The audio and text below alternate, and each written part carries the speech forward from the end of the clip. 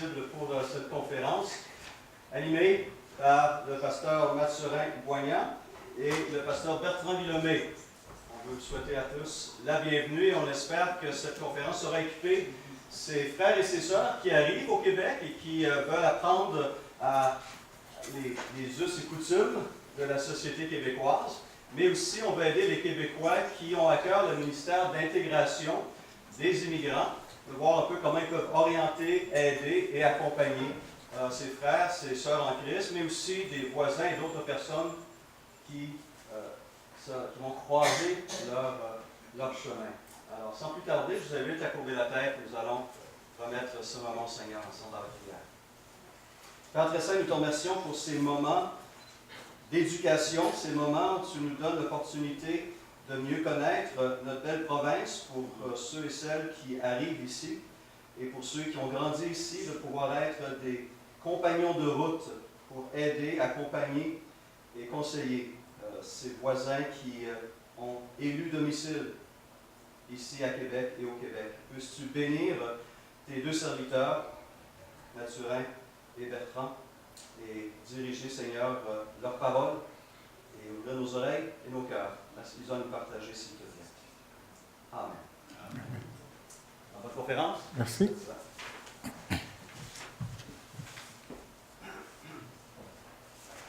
Bonjour tout le monde. Je suis moi-même immigrant, comme vous pouvez le constater, donc j'ai à cœur les étrangers qui arrivent ici. Et parce que moi-même, j'ai dû apprendre à m'intégrer tout seul. Et je n'ai pas envie que ceux qui arrivent fassent le même exercice que moi. Je vais, sans plus tarder, je remercie Bertrand, le pasteur Bertrand, qui s'associe à moi pour ça.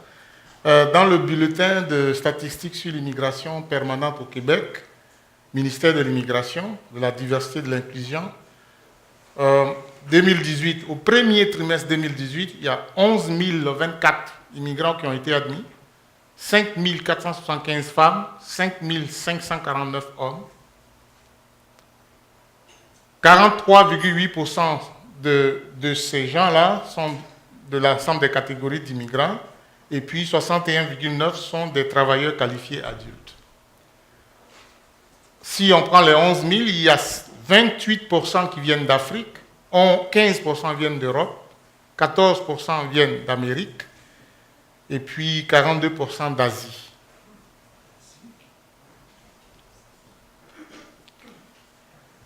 Il y a 54,8% de ces immigrants qui immigrent pour l'économie, ce sont des immigrants économiques, 23% sont des regroupements de familles, et 19% sont des réfugiés et des personnes en situation semblable. Juste pour dire que le Québec va de plus en plus devenir une province, le Canada cosmopolite. Et pour ceux qui sont chrétiens, on parlerait du royaume dans sa version concrète. Alors, cette rencontre se veut simplement une séance d'information. Je l'ai orientée plus pour les immigrants, ceux qui veulent arriver, qui arrivent et qui veulent savoir comment s'intégrer et bien vivre dans ce nouveau pays qui nous accueille. Et j'aimerais que nous, qui sommes déjà intégrés, écoutons, et puis peut-être on va prendre les informations pour la leur communiquer. Et j'aimerais qu'il y ait probablement une autre conférence qui va parler aux Québécois et à l'Église. Comment on s'organise pour prendre soin de ces gens. Et si la conférence est organisée autour de comment parler à ces immigrants. Alors, si vous ne trouvez pas votre compte, prenez l'information et puis dites-le à un de vos membres dans l'église, à quelqu'un que vous connaissez qui vient d'arriver, et puis qui ne sait pas comment s'y prendre.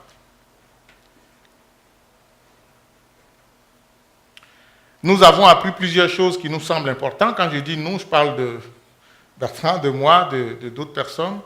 Si nous voulons vivre ici comme de bons et bonnes citoyens, citoyennes, sur une terre qui nous est étrange et étrangère pour le moment, pour certains, cette terre peut être la destination finale, tandis que pour d'autres, elle est une terre de séjour, de transition. Qu'importe qu'elle soit finale ou de transition, On a besoin d'apprendre à vivre là pour le temps pendant lequel on est là. Il y a dans la vie des expériences obligatoires à vivre en tant qu'immigrants, mais heureusement, certains les ont déjà vécues et ils peuvent nous aider à les vivre et à ne pas être obligés de les subir. Le pasteur Bertrand et moi-même, comme beaucoup d'immigrants ici, nous nous considérons comme Jean-Baptiste. Pardonnez que je fasse les références, parce que quand je préparais la conférence, je ne la préparais pas seulement pour des chrétiens, donc je préparais pour une masse critique, croyants ou non croyants. Je veux juste aider les gens à s'intégrer, donc je n'imagine pas que ce sont tous des croyants qui m'écoutent. Donc je demande pardon si je fais référence souvent aux Écritures, c'est ma vie, je ne peux pas ne pas en parler. Cela n'est pas pour en faire une publicité, mais c'est normal pour moi de m'y référer parce que c'est le travail que je fais. La Bible nous dit qu'avant l'arrivée de Jésus, il y a eu Jean-Baptiste, son cousin. Nous sommes un peu comme vos cousins. Étant arrivés ici avant plusieurs parmi vous, nous nous disons que vous pouvez bénéficier de ce que nous avons appris des années à bâtir et que vous n'avez pas besoin de ce même nombre d'années pour le faire. Donc, nous vous aurions dévancé pour rien si on vous laissait vous débrouiller alors qu'on a l'expérience qui peut vous aider.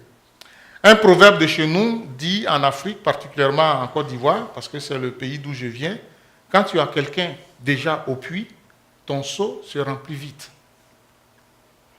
Puis les Québécois me regardent en souriant, ils disent, ça veut dire quoi?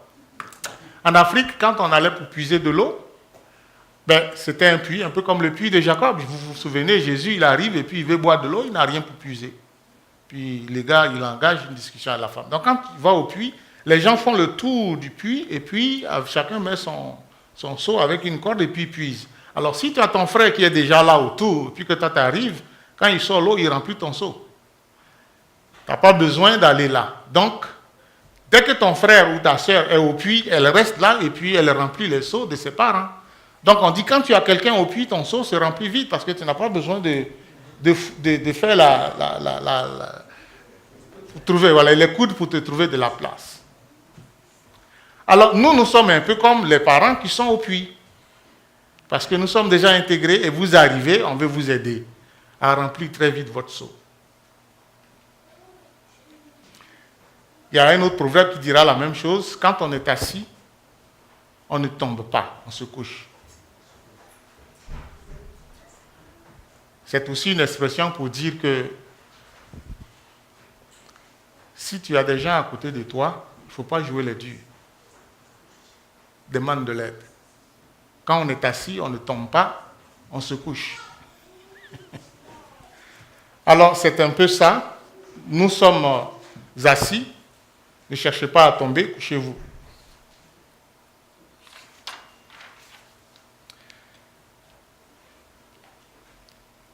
Moi, je suis arrivé au Canada, ça fait 26 ans.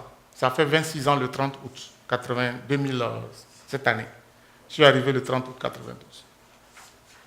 Quand je suis arrivé, un mois après, il y a quelqu'un qui m'a appelé, puis qui m'a dit, il y a une femme québécoise qui aimerait envoyer un groupe en Côte d'Ivoire dans ton pays d'origine, et puis elle aimerait avoir des informations de base sur la culture ivoirienne. Comment est-ce que je vais arriver dans ce pays? Qu'est-ce que je fais? Qu'est-ce que je ne fais pas? Et la personne qui m'appelait, c'était un étudiant, mais il était togolais. Donc, comme il n'est pas ivoirien, il a référé la dame à moi, et moi, je suis allé pour lui donner l'information. Et le geste que cette dame a posé démontre très clairement le besoin de savoir où on va et qu'est-ce qu'on doit apprendre ou ne pas apprendre avant d'y arriver pour ne pas faire des gaffes. Vous savez, même dans les expressions, quand un Africain dit à une femme « tu es belle » et puis que tu es en forme, ce n'est pas une insulte. Ici, il faut faire attention quand tu vas le dire. Parce qu'un Africain s'est fait a fait rougir une dame alors qu'il était en train de l'apprécier en disant « Madame, vous êtes belle, vous avez pris du poids, c'est beau. » Et puis, elle était vraiment choquée.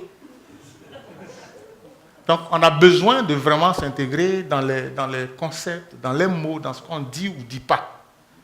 Et celui qui est déjà arrivé peut t'aider. Fais attention, ne dis pas ce mot-là. La migration n'est pas un phénomène nouveau.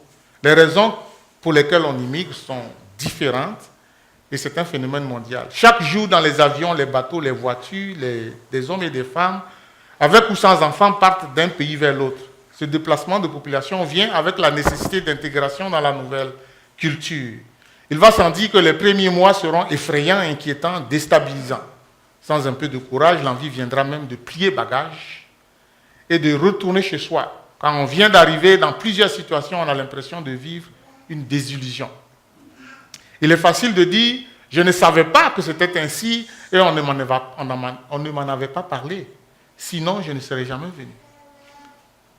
Avec le temps, bien des propos deviennent des regrets et révèlent sûrement au moment où on les dit que les débuts d'une vie dans un nouveau pays ne sont en général jamais faciles.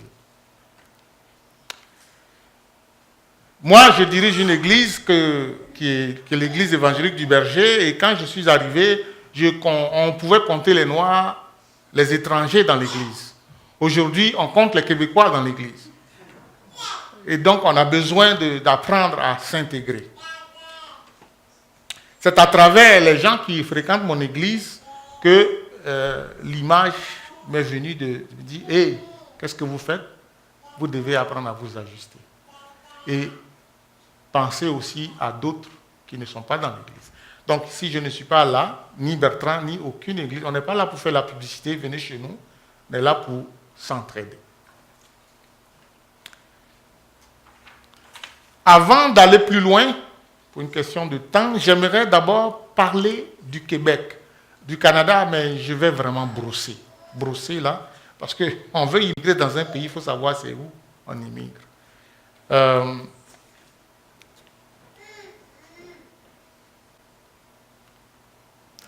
Voici les sujets qu'on va aborder, le portrait politique, spirituel de la province du Québec, les relations, ainsi de suite. Vous les verrez, je vais passer là-dessus.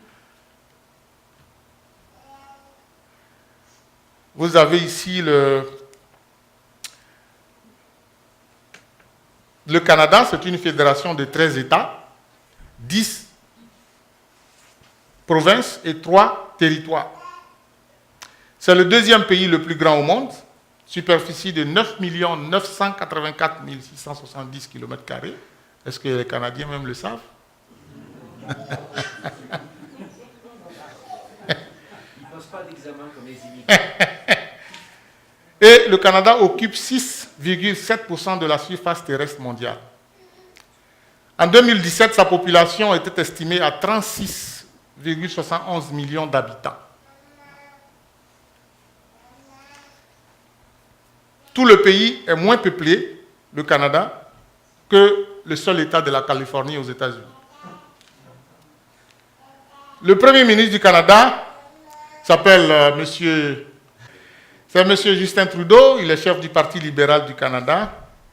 La gouverneure générale du Canada, parce que dans le système politique britannique du Canada, nous sommes dans un royaume avec la reine d'Angleterre et qui est représentée par un gouverneur général et des lieutenants-gouverneurs. Donc la gouverneure générale, c'est Madame, Son Excellence, la très honorable, c'est comme ça qu'on doit dire Julie Payette, qui a été nommée le 2 octobre 2017. Parlons du Québec.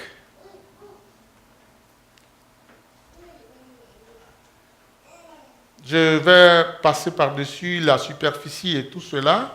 Je voudrais juste que vous sachiez que le Québec est la deuxième province la plus peuplée du Canada, après l'Ontario. L'Ontario compte 14 millions d'habitants, le Québec compte 8,3 millions d'habitants et avec ça, elle se classe comme province au deuxième rang dans le Canada. Sa superficie, c'est 1 667 000 km², 78% en superficie terrestre, 22% de superficie en eau. Donc, la province du Québec, il y a 22% de la superficie de la province du Québec qui c'est de l'eau et le reste, c'est l'espace habitable, la terre. Nous vivons dans un régime politique parlementaire fédéral, comme au provincial, et lors d'une élection, c'est le parti qui fait élire le plus grand nombre de députés qui forment le gouvernement avec le Premier ministre, le chef de son parti. Il faut 63 sièges. J'espère que ces éléments sont là. Je n'ai pas parlé de lui, mais je pense que j'en arrive. Ça prend 63 sièges à l'Assemblée nationale pour former un gouvernement majoritaire, parce qu'il y a 125 sièges. Le scrutin est uninominal majoritaire à un tour. Ça veut dire que l'électeur doit choisir sur une seule liste, sur tous les noms des candidats, celui qu'il choisit ou celui qu'elle choisit, et on compte. Celui qui a le plus grand nombre de voix, celui qui gagne la majorité. L'Assemblée nationale forme avec le lieutenant-gouverneur du Québec, que vous voyez, l'honorable Michel Doyon. Ce n'est pas Jean-François, c'est Doyon. Vous êtes Doyon, lui il est Doyon. Le Parlement du Québec. En 2014, le Parti libéral du Québec, dirigé par Philippe Couillard, a formé le gouvernement et il était élu le 7 avril en 2014. En 2018, le 1er octobre, c'est la coalition Avenir Québec. Quand vous voyez ce que vous voyez, c'est la disposition, le nombre des sièges, les couleurs et tout ça, l'Assemblée nationale, le nombre de sièges avec ça, c'est M. Legault qui dirige maintenant le Québec avec son parti politique, la coalition Avenir Québec, avec 74 députés au Parlement. Si vous ne le savez pas, il y a plus que les partis politiques que nous connaissons, le PQ, le PLQ, la CAQ et puis le Québec solidaire. Il y a 22 partis politiques enregistrés au gouvernement, au DGEQ. Okay? Que vous voyez là. Bon, il y a des noms qui font rire, mais ce n'est pas grave, on va passer là-dessus.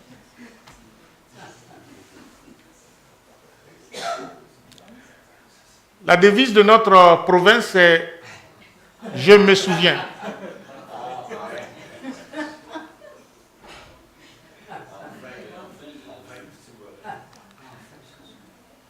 C'est l'inscription que nous trouvons sur toutes les voitures, les plaques d'immatriculation de nos autos. C'est la devise du Québec, je me souviens. Ne me demandez pas pourquoi. On va aller voir les Québécois. Je suis Québécois, mais j'ai moins d'informations là-dessus. Notre ville est dirigée par le maire Régis Labaume, qui a été élu depuis 2007. Ça fait 10 ans, il est dans son 11e année au pouvoir. Il a été réélu, ça va. La ville de Québec compte 585 485 habitants. Dans tout ce qui va suivre par la suite, j'aimerais que vous, les immigrants, vous preniez en considération ce qui suit. Ayez à l'esprit la loi. Dans ce pays, c'est la loi. Si vous ne marchez pas par la loi, vous n'allez pas y vivre longtemps. Donc, c'est la loi. Alors, sans plus tarder, je vais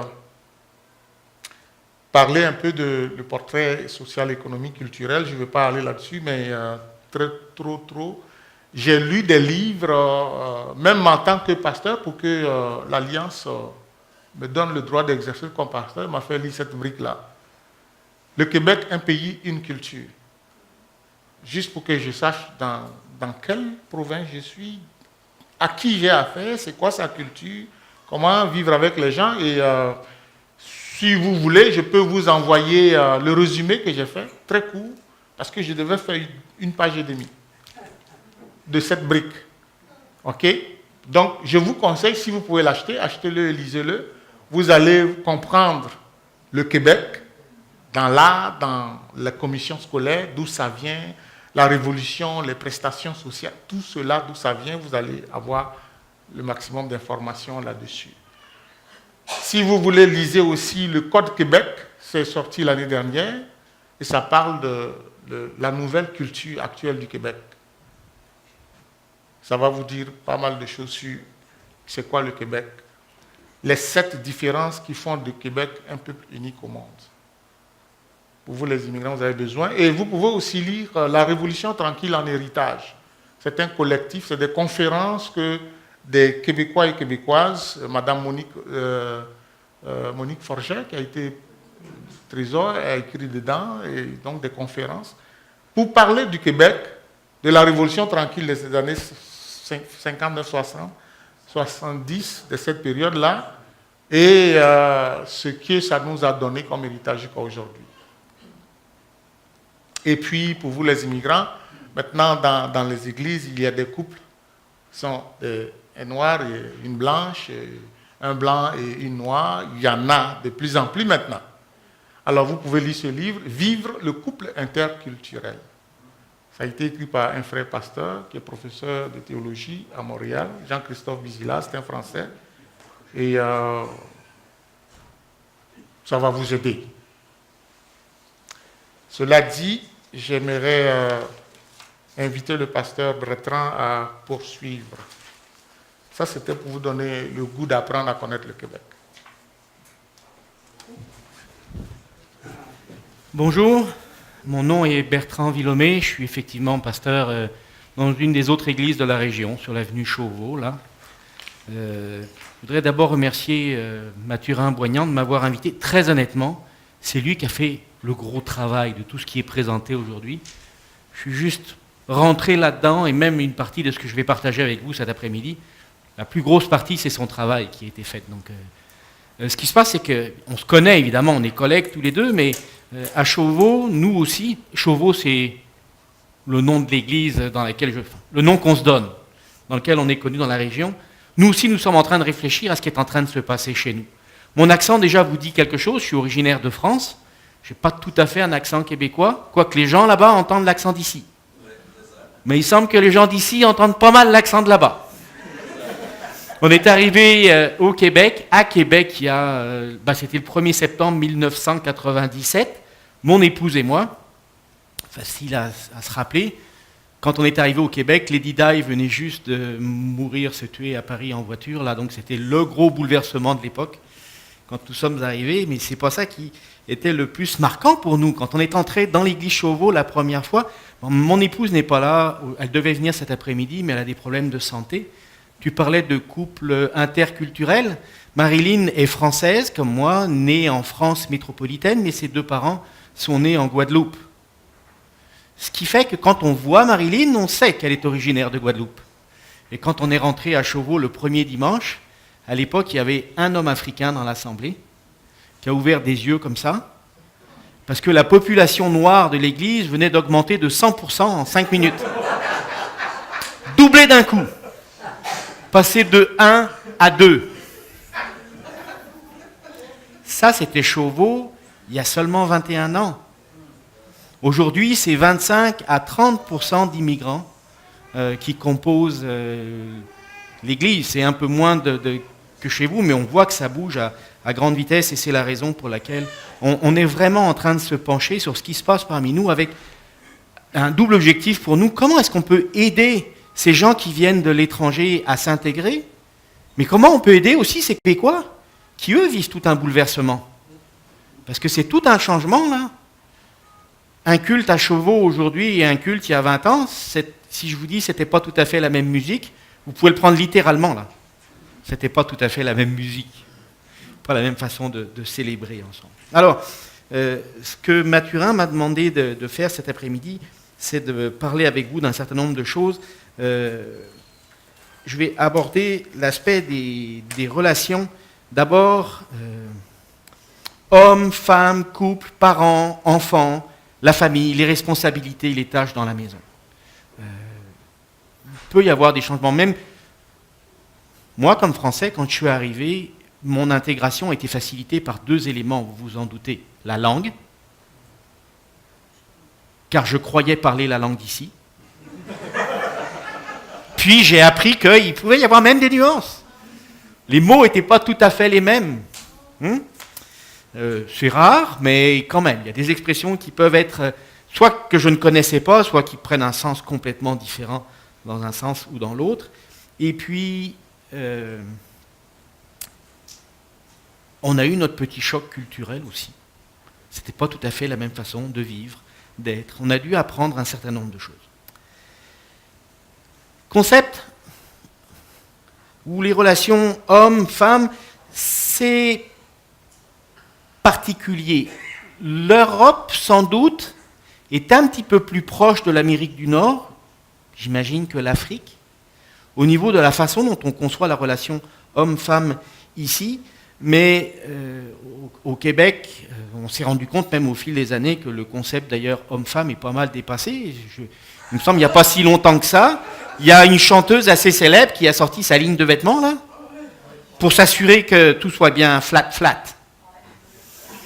Il faut apprendre à composer avec la nouvelle forme du genre. On va y revenir assez brièvement tantôt lorsque l'aspect du programme d'éducation sexuelle sera abordé, par exemple. Donc, toute la problématique qui découle de ça s'inscrit aussi dans l'aspect de la Charte canadienne des droits et libertés. Mathurin t'a parlé de la loi tantôt. Oui, au Québec, au Canada, comme dans pas mal de pays occidentaux, la loi joue un rôle quand même très important. Et cette Charte canadienne des droits et libertés joue un rôle majeur parce qu'elle a préséance sur bien d'autres lois qui font partie du pays.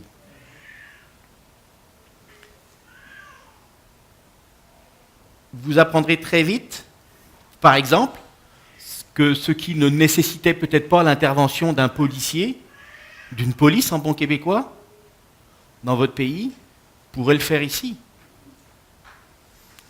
Petite histoire personnelle, on arrive, nos filles ont 3 ans et demi, 4 ans, on va dans un Walmart de la région, 2 jumelles, et l'une d'elles commence à nous faire une crise. En bon québécois, elle ne nous a pas fait la crise du bacon, mais on s'approchait, là. Ça commençait à, je ne sais pas ce qu'elle voulait, quelque chose. Enfin, elle n'était pas contente, elle commence à faire une crise, sa mère la prévient, ça suffit. Puis, l'enfant ne cède pas tout de suite, là. Marilyn vient et fait, derrière la tête de l'enfant, taf. Et là, je dis à ma femme, arrête ça tout de suite. Pourquoi? Parce qu'il paraît qu'ici, il ne faut jamais taper un enfant en public. Dans ma culture française, ça, c'est pas taper, ça. Ok? Ça, c'est... Remets-toi dans l'axe un petit peu. Ça, c'était il y a 20 ans pour nous. Dans un magasin en France, un enfant répétait une crise comme ça, les gens vous auraient regardé en train d'attendre pour voir si vous repreniez l'enfant. Ici, j'ai appris que si les gens vous regardent et qu'ils attendent, c'est pour voir ce que vous allez faire.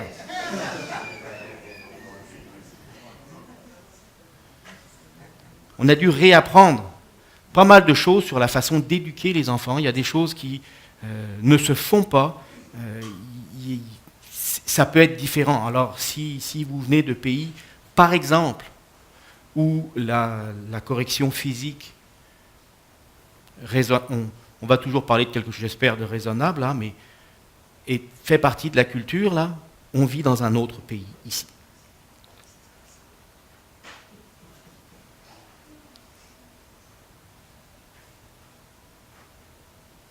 Vous aurez donc un certain nombre, si vous êtes nouvellement arrivé, vous allez avoir un certain nombre de chocs dans différents domaines. Le système d'éducation, par exemple. Ça a été notre cas. Pourtant, tous les enfants vont à l'école, là, mais ça peut être autant l'éducation à la maison que des fois, nous, comme Français, on a été surpris par l'éducation à l'école. C'était différent de ce qu'on connaissait. Les relations hommes-femmes dans les milieux de travail sont peut-être différentes de ce que vous avez pu connaître dans votre propre pays. L'égalité des sexes ici, c'est quelque chose à prendre tout à fait au sérieux, là. Encore illustration, ce matin, j'ai reçu une publicité pour le logiciel qui corrige le français, Antidote.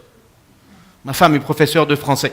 Alors, la nouvelle mise à jour, Antidote numéro 10, ça date de ce matin, avec des nouvelles mises à jour. La première chose que je vois, il y a une espèce de filtre qui va analyser dans votre texte, ça vous le propose, mais c'est la nouveauté, un filtre qui va analyser si dans vos textes, vous avez une parité entre les hommes et les femmes. Si votre texte écrit parle plus d'hommes que de femmes, le filtre va l'analyser et va vous dire attention, c'est particulier. C'est particulier. Dans les milieux de travail, dans le système de santé, ça peut être très différent de ce que vous avez connu. Non pas que votre santé est différente de celle que vous aviez là-bas, c'est la façon dont c'est géré ici qui est différent. Dans les vies de couple, dans les relations avec les enfants, dans l'éducation, dans les rapports avec vos ados, etc. etc. Donc, des choses qui peuvent vous surprendre. Mathurin, tu avais une histoire, là. Tu racontais l'histoire de ce monsieur qui était venu faire un doctorat. Je pense que le mieux que ce soit toi qui en parle, parce que c'est toi qui... Oui. Oui, il y a un Africain qui est arrivé ici pour faire ses études de doctorat. Il était marié, bon, regroupement familial oblige, il est venu, sa femme l'a rejoint avec leur fils qui va à l'école. Et puis, un jour, l'enfant revient à la maison. Tu t'appelles Jean-François, c'est ça? Jean-Mathieu. Son fils revient et puis l'appelle par son nom, Jean-Mathieu. Et puis, c'est un Africain, il est complètement surpris de se faire appeler Jean-Mathieu.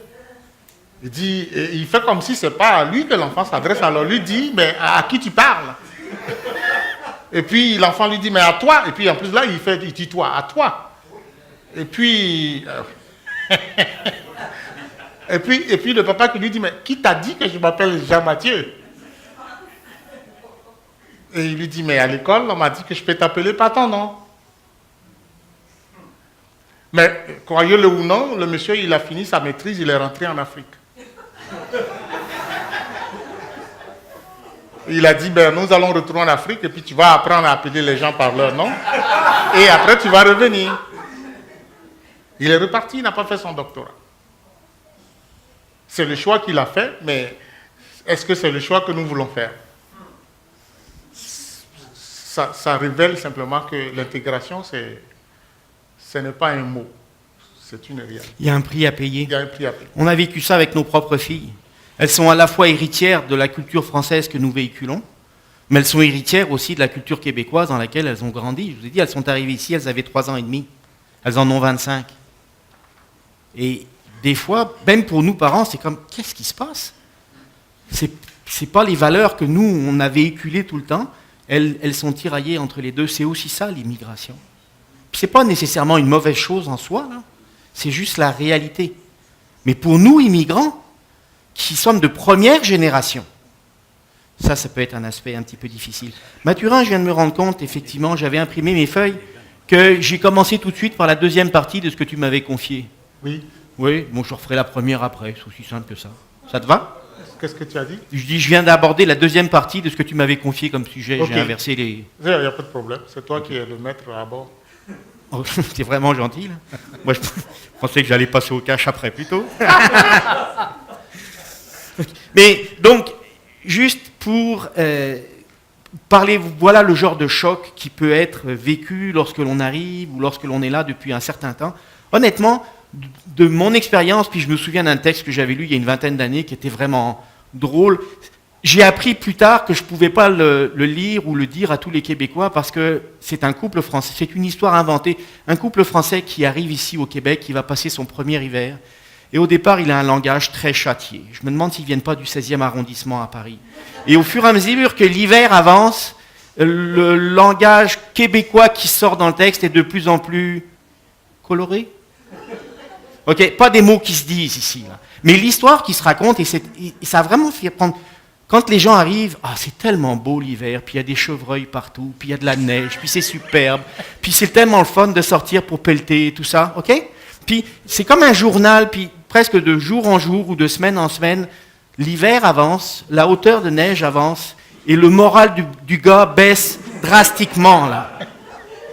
Puis quand il commence à se rendre compte qu'à cause du calcium, il y a des trous dans son char, qui a frappé un chevreuil, puis qu'à chaque fois qu'il a pelleté son entrée de cours, il y a la gratte qui passe juste après, puis qui en met une vague, il t'a appris tout un Québécois dont il avait vraiment pas besoin. Mais ça illustre tellement le fait qu'au début, on rêve notre arrivée dans le pays. Tout est beau, tout est rose, puis à un moment ou à un autre, le choc culturel arrive. Ça peut se faire au bout d'une année, 2 ans, 3 ans. Des fois, on a vu des gens retourner dans leur pays au bout de 3 ans. Quand ils ont passé 3, 4, 5 ans, mais il y a une vague qui arrive. Si vous êtes des nouveaux arrivants, ce ne sera peut-être pas une mauvaise idée de vous faire aider, de vous faire conseiller, de savoir comment on peut faire. Le choc, c'est ça aussi. Le couple? Au Québec, il faut oublier les discours du genre « c'est moi le chef ». Okay. On a parlé tantôt des relations homme-femme, là. c'est moi qui commande. L'homme et la femme ici sont égaux et en tout ou presque. Et donc, quand tu as dit presque tout, je ne sais même pas où est-ce que tu avais vu les nuances là. Mais tenir ce discours dans un foyer non croyant, dans certains cas, c'est se mettre dans une situation où il va peut-être falloir... C'est tellement différent de la culture d'ici à plusieurs endroits que c'est vraiment pas compris. C'est un sujet sensible. Quand on choisit de venir vivre au Québec, ça veut dire qu'on est prêt à s'adapter, à comprendre ce qui se passe, puis à respecter. C'est ça le défi aussi de l'immigration, c'est que des fois on ne comprend pas trop. Ça heurte un peu nos valeurs. Et dans certains cas, c'est même pas tant que ça heurte nos valeurs, c'est que ça heurte simplement nos habitudes. On a l'habitude de... On fonctionne comme ça. Puis, on apprend progressivement à... Et j'avoue que personnellement qu'il y a bien des choses... Par exemple, dans mon rôle parental de père, d'éducateur, dans l'aspect d'élever les enfants et de les reprendre, j'ai appris beaucoup de choses ici, tout compte fait. Et c'était, je pense, un plus. Donc, la relation couple, ici, vous avez le droit à la vôtre dans votre famille, c'est évident, et je crois qu'il y a un équilibre à gagner aussi. On avait, dans une réunion qu'on avait l'autre jour à la maison avec des gens qui s'intéressent à ce projet, quelqu'un avait fait la différence entre intégration et assimilation, en disant justement, il ne faut pas prendre l'un pour l'autre. S'assimiler, c'est essayer de devenir tout à fait comme l'autre. On ne peut pas. Je porte ma culture française. J'imagine, tu portes ta culture ivoirienne. J'ai failli dire tu portes ta culture africaine, mais même ça, c'est un non-sens. L'Afrique, c'est bien plus de peuples que le Canada, croyez-moi. Donc, nous portons notre culture, nous adoptons une nouvelle culture, et nous faisons avec, pour pouvoir rester aussi équilibré qu'on est capable de l'être. Je ne suis pas sûr que l'assimilation fasse un très bon résultat, tout compte fait. Donc, voilà. Pour les relations parents-enfants, lorsque vous choisissez ici, évidemment, de vivre, c'est revoir votre système d'éducation, peut-être. La maison et l'école, ça risque d'être deux choses différentes. D'ailleurs, je vous l'ai dit dans notre cas, à nous, là. Il y avait l'éducation à la maison, puis il y avait ce que l'école apportait, puis c'était des fois des valeurs complètement différentes. Il y a quelques années, nos filles passent par une période un peu difficile, elles ont 18-19 ans, et les conseils qu'elles reçoivent, de gens adultes, un petit peu plus âgés qu'elles, les conseils qu'elles reçoivent, c'est si vous êtes en conflit à la maison, c'est l'heure de quitter la maison. Prenez votre appartement, puis partez. Dans notre tête à nous, les Français, là, les enfants, surtout des filles, si vous voulez un appartement, vous allez le prendre, mais 18-19 ans, ça nous paraissait bien jeune à nous pour ça. Donc, voilà le genre de choses auxquelles on peut être confronté dans certains cas. Il faut s'ajuster. On vous l'a dit, la correction physique est peu tolérée. Ne le faites surtout pas à l'extérieur. Si jamais vous faites le choix d'un peu de correction physique à la maison, ça peut être légalement accepté, mais si une plainte est portée, vous allez devoir vous expliquer. Par exemple, n'utilisez jamais un objet.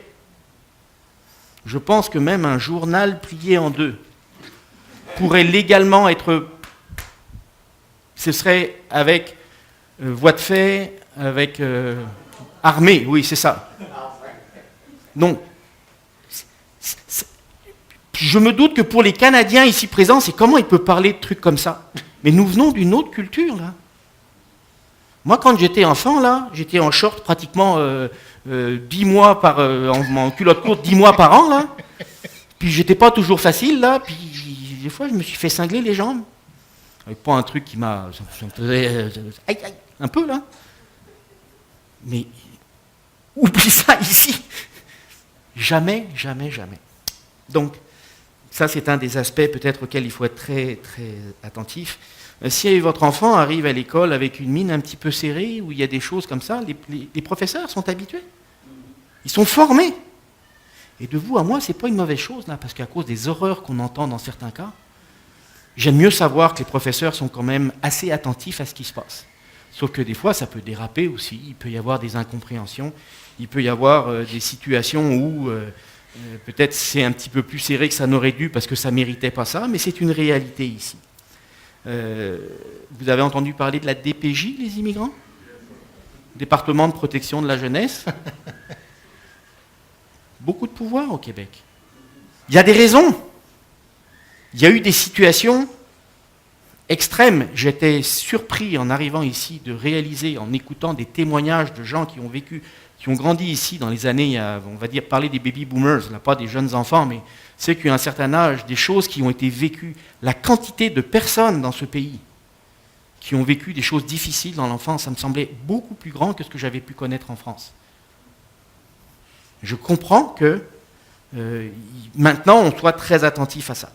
Donc établir des balises dès le départ avec votre enfant,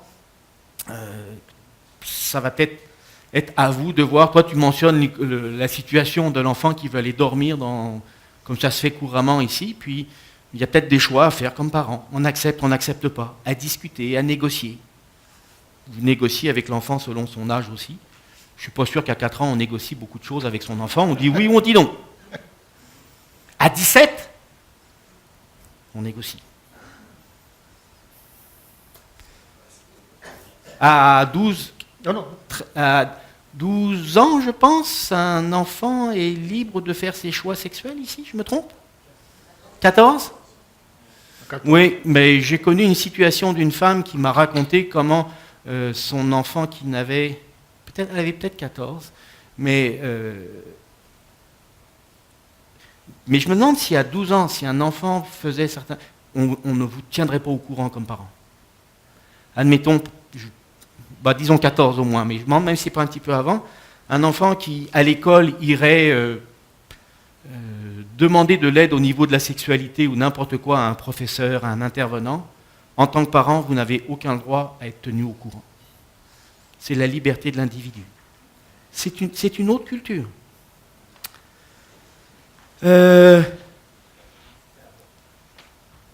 Oui, une des choses qu'on a dû apprendre à nos filles, tu le mentionnes, les choses de la famille. Et là, il va falloir qu'on se comprenne bien, là. Il ne s'agit pas de cacher les choses à l'intérieur de la famille. Dernièrement, il y a un gars qui a eu le titre de pasteur dans la région, là, qui est en procès en ce moment. Il s'est passé des choses absolument abominables dans son foyer. Quand je dis abominable, là, c'est au-delà même de ce qu'on peut imaginer dans son foyer, mais c'est vraiment un cas tout à fait anormal. Donc il ne s'agit pas, et les enfants étaient entraînés à ne rien dire. Il ne fallait surtout pas que ça sorte. Dans ce cas-là, c'était carrément criminel ce qui se passait. Mais apprendre à nos enfants à être prudents. Un enfant, ça ne ment pas. Hein. Enfin, ça ne ment pas. Ça ment quand c'est mal pris, mais il va être spontané, il va raconter un certain nombre de choses. Donc, éventuellement, faire très attention à la façon dont on intervient avec eux, et aussi parler avec eux des choses qui sont raisonnables de dire et pas raisonnables de dire dans certains cas. Tu avais écrit « Nos voisins sont tous des policiers », mais c'est vrai, et non, ça fait partie de la culture ici, ça c'est une des choses qu'on a vues. Il est assez naturel pour les gens qui voient quelque chose qui leur semble être déplacé, de faire un signalement. Alors, on parle de signalement ici, ça c'est peut-être un des aspects à savoir. Si vous apprenez qu'un enfant, un mineur, est en danger, de quelque façon que ce soit, psychologiquement, physiquement, mal nourri, maltraité, pas bien aimé, etc., la loi nous oblige à signaler la chose. C'est tout à fait légal au Canada, ça c'est quelque chose de très important à savoir. Même nous, comme pasteurs, qui pouvons nous abriter entre guillemets, dans bien des situations, d'ailleurs le secret professionnel, et c'est normal. Si quelqu'un entre dans le bureau de Mathurin ou dans le mien, puis veut parler de choses qui lui sont propres, c'est entre quatre murs, c'est entre quatre murs. Mais dès qu'il s'agit de la sécurité d'un enfant, il n'y a pas de secret professionnel qui tient. Au stade même où, dans certains cas, il m'est arrivé d'avoir des gens en face de moi qui s'apprêtaient à dire « Je te préviens tout de suite, si ce que tu vas me dire concerne un enfant que j'estimerais être en insécurité, je serai obligé de faire un signalement et je vais le faire. » Et tant mieux. On ne joue pas avec la sécurité de nos enfants ici, et c'est très bien comme ça. Il y a différents cours qui peuvent se donner sur l'éducation des enfants au Québec. Tu parles d'un cours que toi tu as suivi. Oui. www.communique.com.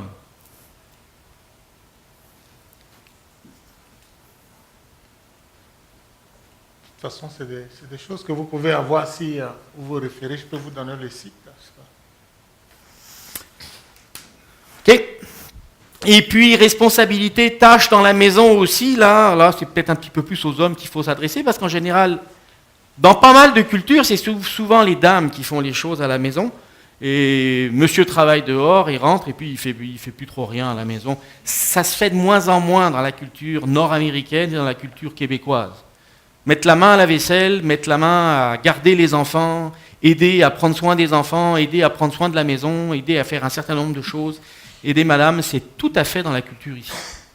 Personnellement, ça ne me choque pas. Il me semble que j'ai fait pas mal la vaisselle ces derniers temps d'ailleurs. Il va falloir que j'en parle un peu. Donc, c'est une culture où les tâches ménagères sont facilement partagées. Déposer les enfants à l'école, faire la cuisine, faire le ménage à la maison, etc. Aider à faire les devoirs, accompagner dans les activités sportives, aussi très, très fort ici. Voilà. C'était donc un petit peu cette première étape de comprendre comment fonctionne la vie de famille, mais si vous avez des questionnements sur le sujet, n'hésitez pas à demander de l'aide. Si vous venez d'arriver, n'hésitez pas à demander de l'aide, à demander des conseils. Des fois, ce sont peut-être vos propres enfants qui vont, au travers de leurs réactions, vous faire comprendre qu'il y a un décalage entre ce qui se vit à la maison et ce qui se communique dans la société. Ceci étant dit, on n'est pas obligé de faire exactement comme tout le monde, mais au moins être conscient. Oui. Merci. Il y a cette première partie, évidemment. Oui. Mais quelques conseils rapides, peut-être pour aider à l'intégration. Tu veux qu'on le fasse plus tard? Oui, on pourra revenir là-dessus à la pause. Juste terminer cet endroit. Pour lui, immigrant français, c'est moins pertinent toute la question des responsabilités des tâches dans les maisons, j'imagine, hein, parce que en France... Ben oui, ouais. Mais pour nous, les Africains, ça doit être un peu vraiment différent. Quand même, j'ai eu des progrès à faire, si tu veux le savoir. Ouais. Mais on a plus à faire que toi, peut-être. Alors, pour nous, je n'ai pas honte d'en parler, pour nous, les Africains, même en Afrique, on a grandi à ne pas avoir accès à la cuisine. Okay? Les parents nous chassaient de là. Tu es un homme, tu n'as pas ta place à la cuisine. Ben là, je ne suis plus en Afrique. Je dois réapprendre à aller à la cuisine, puis à faire la vaisselle, à faire la cuisine, à faire plein de choses qu'en Afrique, on ne me verrait pas en train de faire, puis ce serait un choc. Ici, ça ne l'est pas. Et nous devons apprendre, nous les hommes, à aider nos femmes, parce qu'en Afrique, il y a les cousins, il y a les cousines, il y a les neveux, il y a les nièces, il y a les mon-oncle, il y a les ma tante, tout ça qui sont là pour nous aider. Et puis quand on a quitté pour arriver ici, ils sont restés là-bas. Et parfois, la femme travaille ici aussi, ce qui ne se fait peut-être pas ailleurs. Donc, c'est nécessaire pour notre intégration et pour un mieux vivre avec nos époux ou nos épouses ici.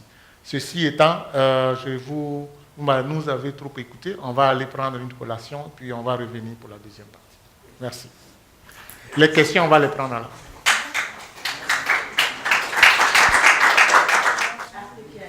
Oui, mais... Ah oui. J'ai été surpris là, parce qu'avec le terme collation, je me serais attendu à 3 biscuits et un peu de...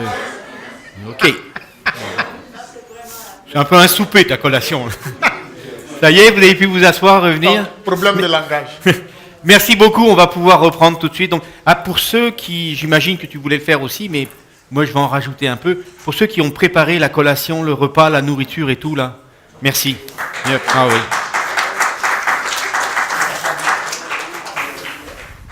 Ceci étant dit, dans la cuisine québécoise, il y a 2-3 choses à découvrir, croyez-moi. Et même comme Français, je vais vous dire que même les fromages, je ne parle pas du petit Québec qui est fabriqué en usine à la tonne et qui est transporté par wagon, là. Mais je parle de fromage fait dans des fromageries. Et vous vous doutez qu'en tant que Français, on est plutôt fiers de nos fromages. On en a plus de 300, paraît-il, un par jour. Mais même là, il y a des trucs à découvrir. Si vous vous promenez dans le Québec, ça vaut la peine de s'arrêter à quelques endroits puis de goûter ce qui se fait. Au niveau nourriture, on se plaint pas. Bon, justement, le sujet qui va être abordé sont quelques conseils qu'on a trouvés d'ailleurs, qui étaient donnés par des gens qui sont passés là avant nous, mais des choses qui peuvent aider à s'intégrer, aider à s'adapter, à comprendre ce qui se passe, à trouver ses marques, à se sentir à l'aise le plus vite possible pour que les choses puissent se faire. Alors, pour l'intégration, quelques conseils. Certains de ces conseils peut-être ne s'appliqueront pas à vous. Vous allez comprendre rapidement pourquoi, même lorsque je vais donner le premier. Mais dans d'autres cas, ça peut être très important. Par exemple, apprenez la langue du pays. Vous allez vous rendre compte que les premiers petits conseils qui vont vous être donnés touchent surtout à l'aspect relationnel. Entrez en relation avec les gens du pays. On ne vient pas de l'extérieur pour former un ghetto ici, là. J'habite pas dans un endroit, dans ma rue. Quelques voisins qui me croisent m'appellent Bertrand, à la longue on a fini par se connaître. Je soupçonne fortement que quand ils parlent de moi entre eux, ils doivent dire le ou les Français. Ok ? On est repérés, probablement, comme étant des Français dans la rue, mais justement on vit au milieu de Québécois. C'est avec eux qu'on a tissé des liens, c'est avec eux que Monsieur Lambert en face de chez moi, là, des fois je me levais le matin un petit peu, puis il avec sa souffleuse, il m'avait un peu dégagé mon entrée. Et les services se rendent. Il y a 2 ans, je suis allé le voir, puis ça m'a fait plaisir de leur apporter des steaks d'orignal. Parce que j'en avais eu, on venait de chasser.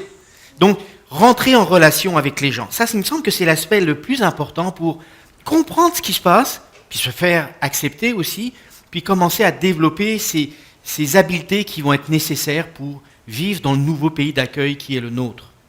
Apprenez la langue du pays. La maîtrise de la langue du pays d'expatriation, là, évidemment, c'est peut-être l'un des tout premiers vecteurs d'intégration nécessaires. Si vous êtes francophone, d'origine, de naissance, ça ne veut pas dire que vous n'avez pas des efforts à faire. Et, écoutez, j'ai appris d'abord à me faire l'oreille aux Québécois. Il y a des accents plus ou moins forts. Je me souviens la première année de ma femme qui en avait acheté un vieux poêle avec un vieux frigo. On avait dû payer ça 50 ou 80 $ les deux, là, pour vous dire que on n'avait pas beaucoup de sous. On a pris du vieux matériel, c'est tombé en panne au bout d'un mois. Ma femme, à un moment, elle me dit, je te passe le monsieur, je ne comprends pas ce qu'il dit.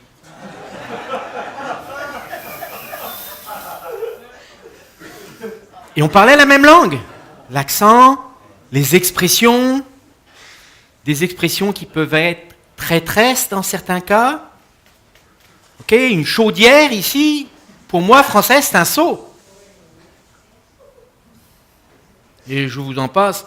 Et ayant fait mon service militaire en France, un char, pour moi, il y a un canon dessus.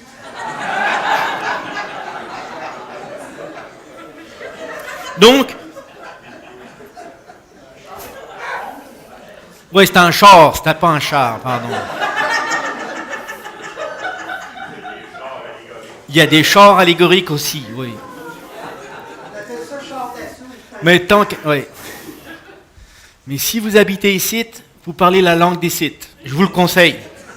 Non, mais au moins la comprendre. Mais si vous êtes d'une autre langue maternelle, il y a des tas de possibilités. Peut-être même, il y a mais vous pouvez parfois, pour les immigrants, il y a des cours gratuits qui peuvent se donner, il y a des programmes qui existent. Normalement, lorsque vous arrivez, on vous l'indique, on vous aide, mais on peut encore... Il y a des programmes qui aident... c'est pas toujours facile non plus. Ma propre épouse est professeure de français langue seconde, donc elle connaît bien le milieu et les difficultés. Des fois, les programmes gratuits, c'est pas évident parce que on a les enfants à la maison, mais les cours, c'est de 8h à 15h au cégep. Mais il existe toutes sortes de possibilités. Vous pouvez vous faire, si vous fréquentez une assemblée, parfois, il y a des gens qui pourraient peut-être vous aider aussi.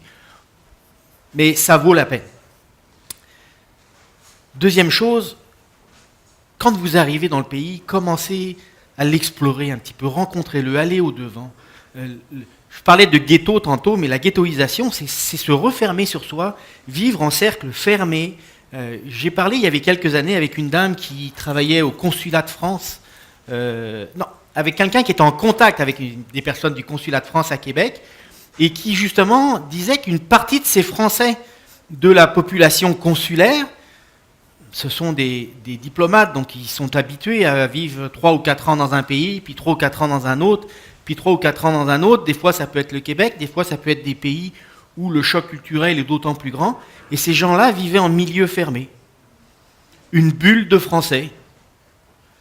Mais comment tu veux découvrir les gens? Comment tu veux découvrir le pays? Explorez, allez voir, promenez-vous. Ça va devenir votre nouveau pays. Nous avons vécu, ma femme et moi, une expérience dont on parle parfois. Les 2 premières années, lorsqu'on retournait en France, au début on devait y aller une fois par an, mais quand on quittait la France, on partait de chez nous. Peut-être au bout de 2-3 ans, on est à l'aéroport et d'un seul coup, on réalise qu'on ne sait plus trop si on part de chez nous ou si on rentre chez nous. Et maintenant, quand on quitte la France, qu'on prend l'avion et qu'on revient à Québec, on revient chez nous. C'est toute une démarche qui se fait. Ma culture est française. Si vous me demandez ce que je vais vous dire je suis français et canadien. Je sais qu'un Canadien français, c'est différent.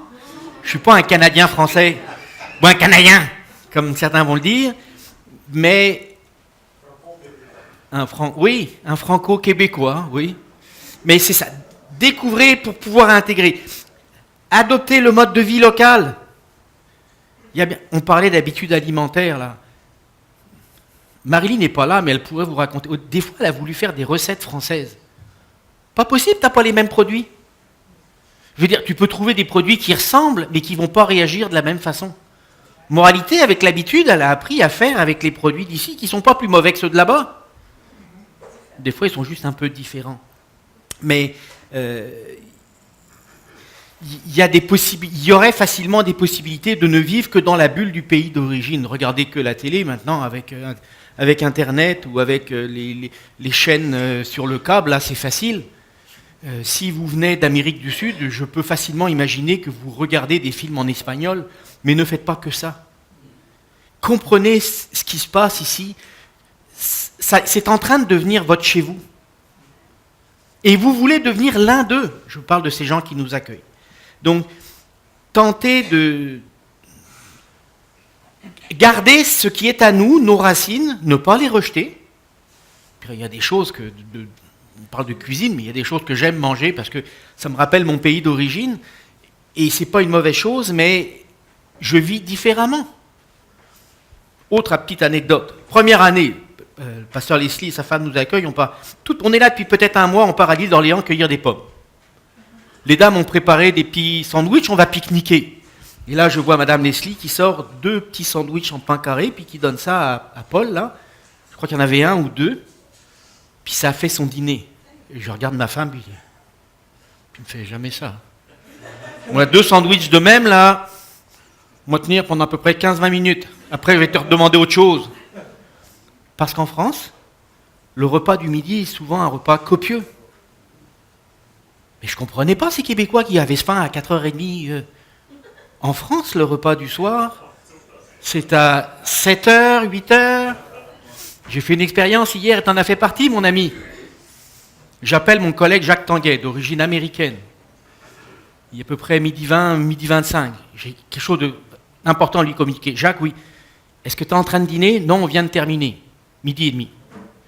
Je me dis, je devais te parler aussi, puis je veux t'appeler, puis je me suis dit, c'est l'heure du dîner, je vais attendre un peu. Je t'appelle vers 1h et quelques.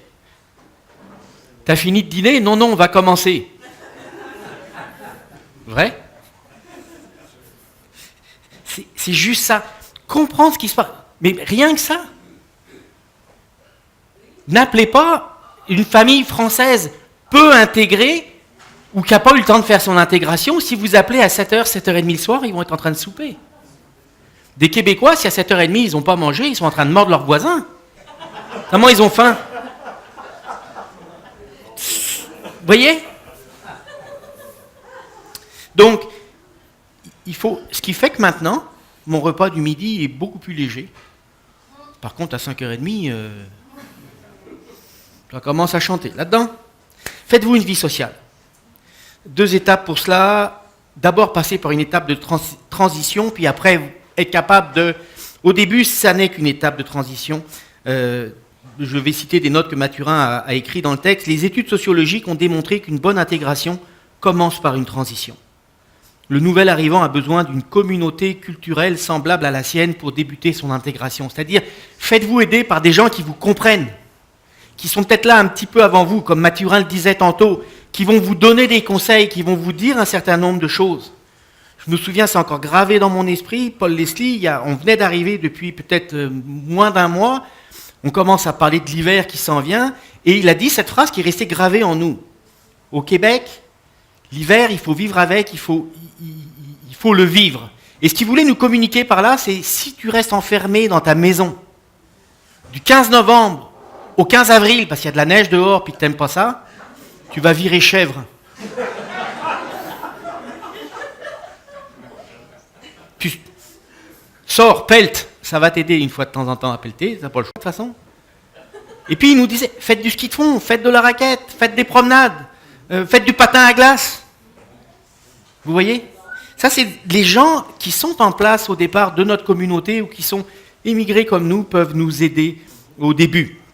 Ça se fait avec des gens qui sont déjà bien établis dans le pays, qui connaissent, qui vont pouvoir, la première semaine, le même Paul Leslie me fait monter dans la voiture, m'a aidé à aller faire ma carte soleil pour la RAMQ, à aller faire changer mon permis français qui d'un seul coup devenait un permis de conduire québécois, pris en charge, aidé avec des conseils qui nous ont aidés au tout départ.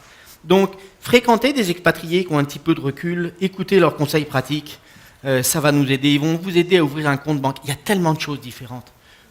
Système de banque, une banque c'est une banque, oui, mais le système n'est pas tout à fait le même. Ça nous a coûté une beurrée la première année. Là. Puis il y avait des choses qui étaient comme évidentes pour moi, c'est ça c'est gratuit dans les banques.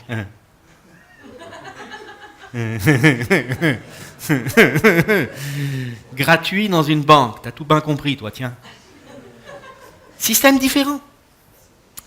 Les assurances à prendre, etc., etc. Renouvellement, inscription à l'école, besoin d'être aidé. Il y a toutes sortes de domaines où on peut... Un curriculum vitae, si vous l'avez présenté dans votre pays d'origine, faites pas une photocopie pour le distribuer au Québec. C'est pas du tout la même façon de le présenter, c'est pas du tout la même façon de se vendre. Donc voilà. Et puis, évidemment, la communauté culturelle, la communauté de foi, l'Église peut jouer considérablement, si vous avez la chance comme moi de faire partie d'une Église. Mais des gens bien intentionnés, la plupart du temps, là, qui veulent s'intéresser, qui vont de l'avant, qui peuvent nous accompagner beaucoup. Bon, je ne vais pas insister, je pense qu'il y a plusieurs églises représentées ici et je suis sûr que ça se fait partout. L'immersion progressive aussi, après que la transition se soit faite, continuer à développer des liens avec les gens du pays, à les apprendre, à les comprendre, à les respecter. Vous intégrez dans votre tête que vous faites partie de ce nouveau pays. Je suis un Canadien, aujourd'hui. Tout à l'heure, tu as parlé de la reine d'Angleterre. Bon, moi j'ai résolu mon... Joke. Les Anglais, ils ont un peu brûlé Jeanne d'Arc quand même, ok ? Dans ma culture, là, c'est encore un peu là, tu sais ? Tout à l'heure, on a fait une joke sur le nombre de provinces. Moi aussi, il a fallu que j'apprenne, pas simplement c'était quoi l'animal fétiche du Canada, la couleur du drapeau, mais le nombre de provinces et puis le nom des capitales. Mais à un moment, il fallait que je fasse un serment, là. Bon, j'ai juré fidélité à la reine du Canada. Pas à la reine d'Angleterre. À la reine du Canada. Vous allez me dire, c'est la même. Oui, mais moi, ça me soulageait.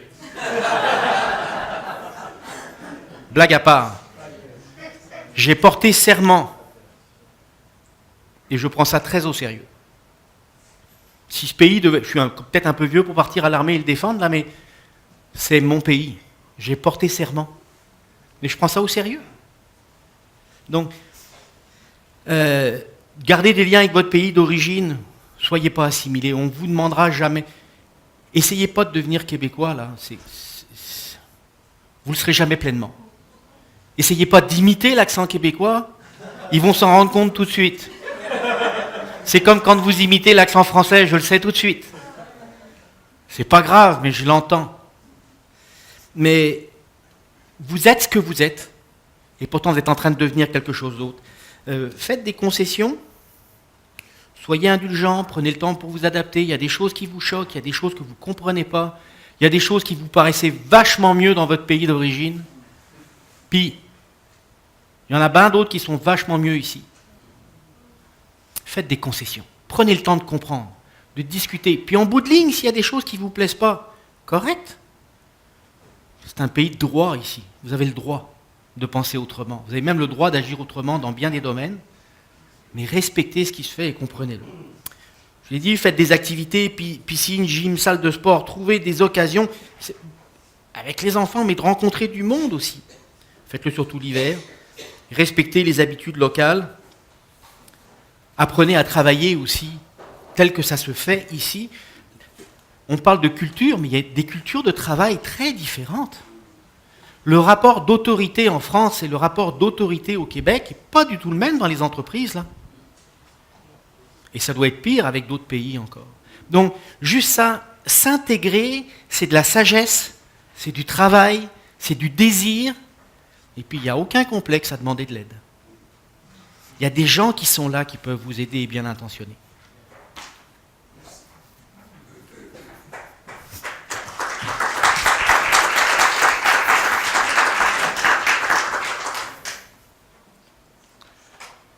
Moi, ce qui m'intéresse ici, sur le plan de l'éducation, on en a parlé un peu dans les relations parents-enfants, école et tout ça. Donc, à cause du temps, je ne vais pas revenir sur certains sujets. Mais sur le plan de l'éducation, la chose qui m'apparaissait importante à mettre de l'avant, c'est le nouveau programme d'éducation sexuelle qui est en train d'être mis en place dans nos écoles. Et pour moi qui viens d'ailleurs, et excusez-moi, je vais ouvrir une parenthèse, tout à l'heure à la pause, il y a eu des débats qui ont failli machin. Je voudrais juste souligner que dans ce que je dis, quand je dis que le concept de c'est moi le chef, ça ne marche pas ici, sachez que en Afrique, moi je parle de façon générale ici, mais il y a des cas particuliers ou dans des pays et dans certaines régions dans ce pays-là, il y a des hommes qui peuvent aller à la cuisine et puis ça ne choque pas. Ok? Je parle de façon générale, mais il y a des particularités, parce que l'Afrique c'est grand, c'est presque 52-53 pays, donc c'est grand et il y a beaucoup de variétés. Donc, ce qui est dit ici, c'est un portrait général, mais quand on va dans les détails, il y a des différences. Okay? Donc, je reviens au programme d'éducation sexuelle. Vous devez savoir que selon le Code civil du Québec, ce sont les parents, que vous soyez des gens qui viennent d'arriver ou que vous soyez là depuis longtemps, vous-même les Québécois, les Québécoises, c'est nous les parents qui sommes les premiers responsables de l'éducation de nos enfants. C'est ce que dit le Code civil. Donc quand on les met à l'école, on les prête à l'école pour leur formation. Nous avons ici des écoles privées qui sont subventionnées par l'État et nous avons des écoles publiques. Il y a en Afrique, je dirais en Afrique en général, il y a des écoles privées et jusqu'à un certain moment, il y a des écoles privées qui fonctionnent mieux que des écoles publiques. Au départ, ce n'était pas le cas. Donc, il y a des parents qui préfèrent mettre leurs enfants dans les écoles privées et qui arrivent ici, qui veulent faire la même chose. Sauf que ça coûte beaucoup plus cher. Alors, moi, je vous encourage à considérer le fait que dans les écoles publiques, il y a des programmes qui sont des programmes spéciaux qui sont pratiquement pareils aux programmes privés. Ce qu'on appelle le PEI. Donc, pour vous qui venez d'arriver, encouragez vos enfants à avoir de bons résultats dans leurs écoles publiques et ils pourront aller dans les écoles secondaires publiques dans des programmes qui n'ont rien à envier aux programmes privés. Okay?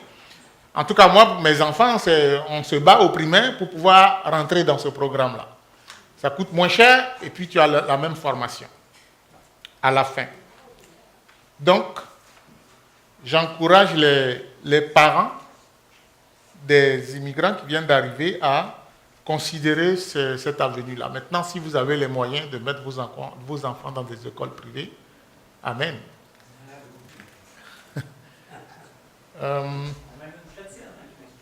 Oui, il y en a même une école chrétienne à Québec, l'école L'Eau Vive.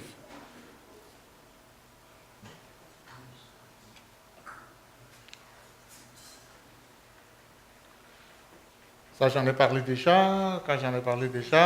Parlons plus de l'école, du programme d'éducation sexuelle. J'ai écouté une vidéo et je vais en écouter d'autres.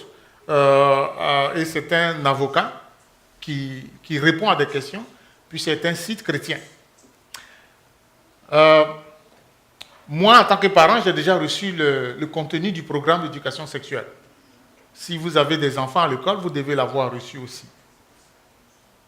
Et ça couvre des sujets variés, comme la connaissance du corps, l'image corporelle, les stéréotypes sexuels, les sentiments amoureux, etc., etc. Les contenus ont été choisis de façon à répondre aux besoins, c'est ce qu'ils disent, des enfants et des adolescents. Ça respecte l'âge de ces enfants et leur niveau de développement. C'est ce qu'ils disent aussi. Chaque élève va recevoir 5 à 15 heures d'éducation à la sexualité par année. Et les contenus sont obligatoires au primaire et au secondaire. Et sont disponibles au préscolaire pour les milieux qui souhaitent les offrir. Ça veut dire que votre enfant de 5 ans qui va à la garderie, si une école souhaite leur donner une éducation sexuelle, il pourrait avoir les documents pour leur donner cette formation. C'est facultatif, mais ça pourrait s'offrir. Vous devez savoir qu'en 2008, on a introduit le cours ECR, Éducation, Culture et Religieuse. Moi, je fais partie de ceux qui se sont opposés à ce cours et j'ai même écrit un texte et je suis allé à la commission scolaire pour le défendre. Quand je suis arrivé, tous les membres du conseil de la commission scolaire étaient 100% d'accord avec le cours. Quand j'ai fini mon discours, il y a 8 qui ont voté contre. Mais je n'ai pas gagné. Le cours a été donné, je ne dis pas que c'est moi. En fait. Mais juste pour vous dire que je l'ai fait parce que j'ai compris que le Code civil me donnait le droit de me plaindre, de dire ce n'est pas à vous de décider sur certains aspects ce que vous allez donner à mes enfants. Et on est dans une société laïque qui veut enseigner la religion dans les écoles. Ça fait non-sens. Mais c'est quand même la réalité. 10 ans plus tard, on a le cours PES, qui n'est pas PEI, mais c'est PES. Programme d'éducation sexuelle. Et là encore, on nous l'impose. L'avocat maître Jean-Yves Côté dit que ces deux cours entrent dans le même cadre juridique. Et que ce qui pose problème, c'est l'autorité parentale. C'est vrai pour les Québécois qui sont déjà là et pour nous qui arrivons, les immigrants. La question, c'est qui est le premier maître d'œuvre de l'éducation? Je l'ai dit tantôt, ce sont les parents.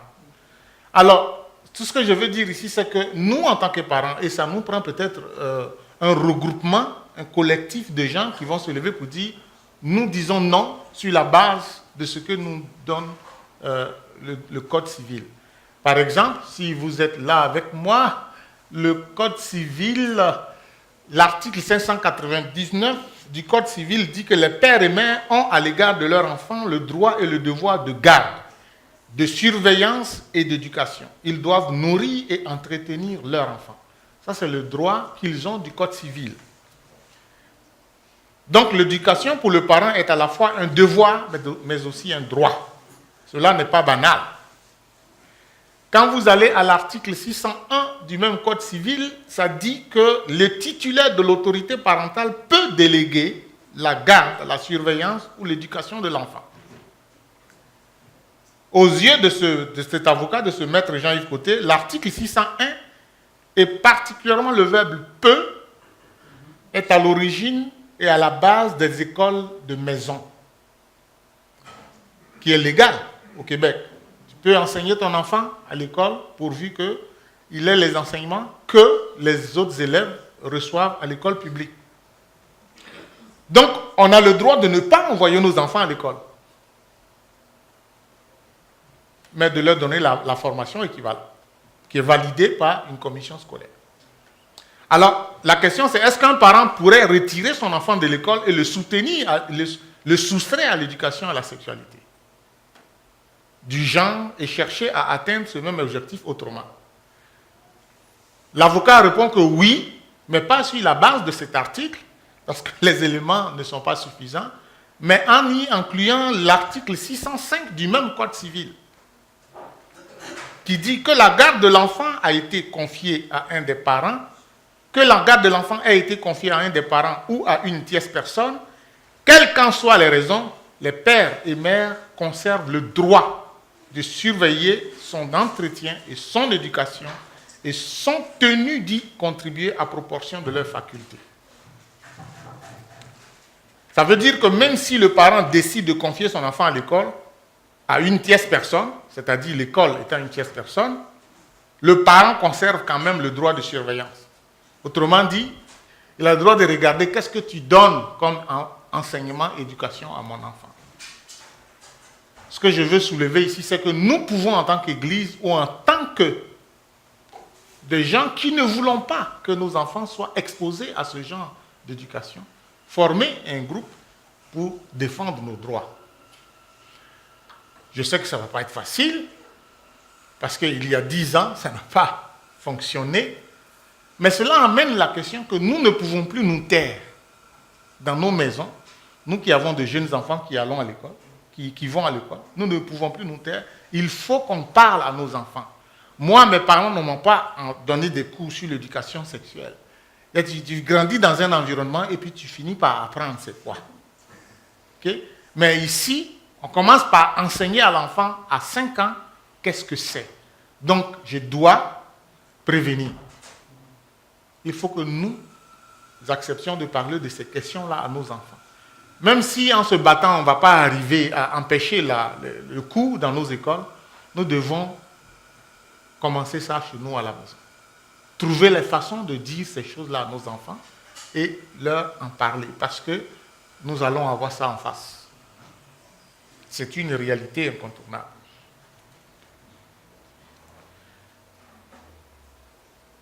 En fait, ce que nous devons savoir, c'est que le PES, ce n'est qu'une façade. Le fond du problème, c'est que l'école est le lieu privilégié pour socialiser, préparer l'enfant à l'ensemble de ce qu'une société considère comme valeur. L'école est le moyen le plus adapté. Et donc, ce qu'on est en train de vouloir faire passer au Québec, c'est la théorie du genre. Et sous le couvert de la théorie du genre, on enseigne le programme d'éducation sexuelle. Et à travers ça, on va arriver à dire qu'il y a plusieurs sexes.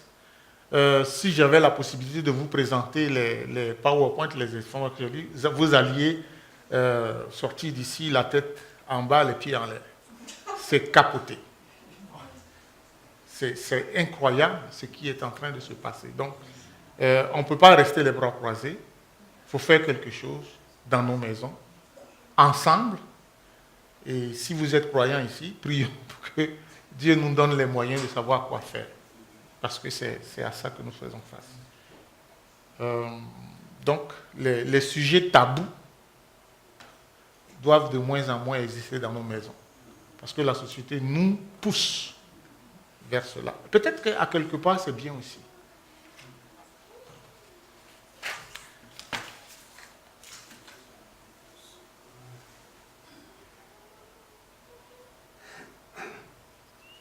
Vous êtes au courant que depuis le 17 octobre, on peut fumer du cannabis. Est-ce qu'il y en a qui ont déjà essayé ici?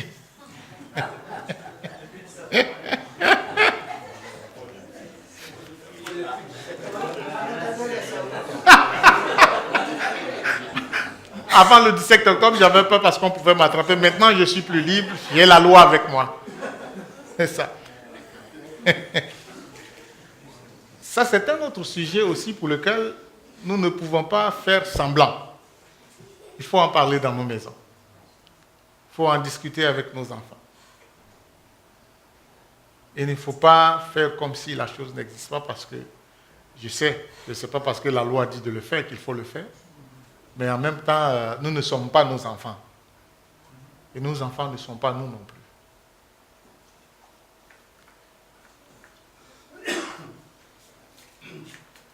Pasteur Bertrand parlait tout à l'heure des enfants qui sortent des maisons et puis c'est un peu bizarre en Europe. Tout ça. Moi, j'ai mon fils aîné, Ce n'est pas l'aîné de mes enfants, mais c'est l'aîné de mes garçons. Et puis il m'a dit, papa, je veux aller en appartement. J'ai dit, mais moi, je ne m'attends pas à ce que tu aies un appartement, je veux que tu restes à la maison. Tu partiras en appartement au cégep, à l'université.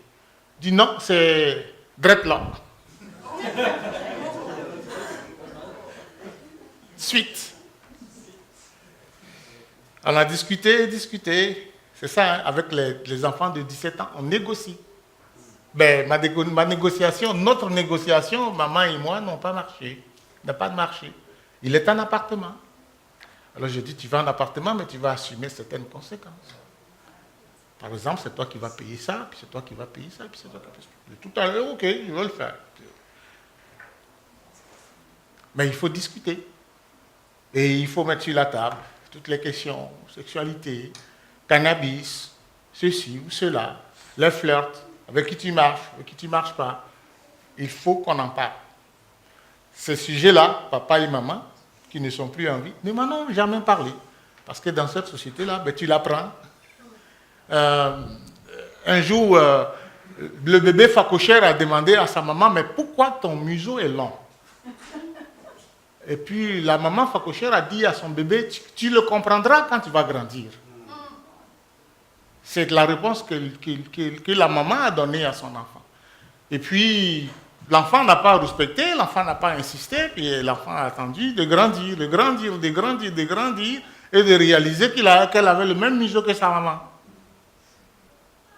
Elle a compris. En fait, c'est ma nature. Ce que maman est, c'est ce que je vais devenir, et je le suis devenu. Donc, souvent, il y a des sujets que moi, j'ai appris en grandissant. Tu vas comprendre quand tu vas grandir. Mais ici, c'est comme si on veut courir plus vite. Alors, il faut qu'on court aussi avec la loi, avec la façon dont fonctionne la société, parce qu'on n'y arrivera pas si on laisse la société prendre le devant. Donc,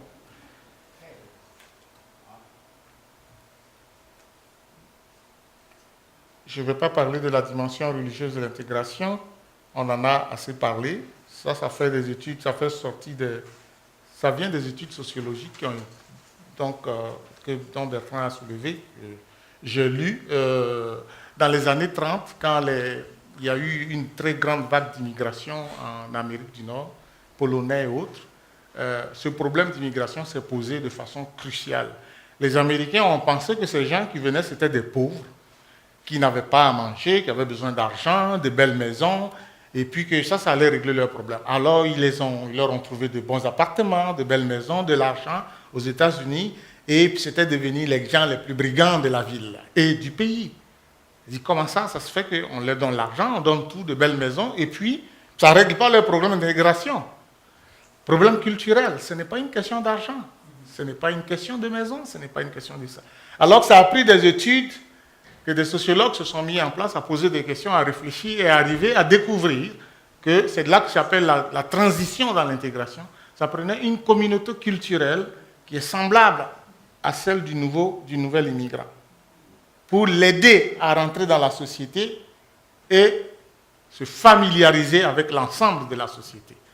Donc c'est comme ça qu'on a permis à ces immigrants, on a repéré les communautés culturelles semblables aux leurs, et on les a matchés. Donc, nous, les Québécois qui sommes déjà là, nous pouvons nous matcher avec les immigrants pour les aider, selon que nous avons des similarités culturelles ou pas. Et je crois, d'après les études que moi j'ai fait aussi, qu'à défaut d'avoir la communauté culturelle, c'est l'Église ou la communauté religieuse qui peut jouer ce rôle. Pourquoi? Parce que si je suis un chrétien évangélique et je me trouve au Québec, c'est sûr que quand je rencontre un chrétien évangélique, on se comprend. Si je suis un musulman, quand j'arrive au Québec, je rencontre des musulmans, on se comprend. Donc les communautés religieuses remplacent par moments les communautés culturelles. Et ça a été ton cas? Oui. Moi, je me suis intégré. Mon intégration a réussi, pas parce que j'ai trouvé des Africains ivoiriens, parce que j'ai trouvé une église au travers de laquelle j'ai cheminé dans mon intégration. Donc, pour cette fois, permettez-moi de faire la publicité des communautés religieuses. à cause de votre intégration. Trouvez-vous une communauté religieuse. Ça va drôlement vous aider. L'avantage, c'est qu'il y a de tout. Vous n'avez pas simplement des gens du même pays que vous. Pour vous ghettoiser, vous avez une église où il y a une variété de cultures, de gens. Et ce qui est au centre, c'est le Dieu en qui vous croyez. Ça aide. À cause du temps, on va passer aux questions financières et je vais finir avec ça.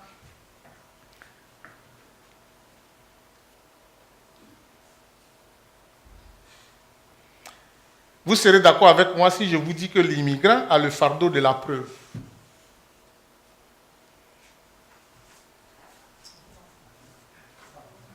Non? Dans quel sens tu dis ça? D'après moi, quand tu arrives dans un nouveau pays, tu as tout à prouver.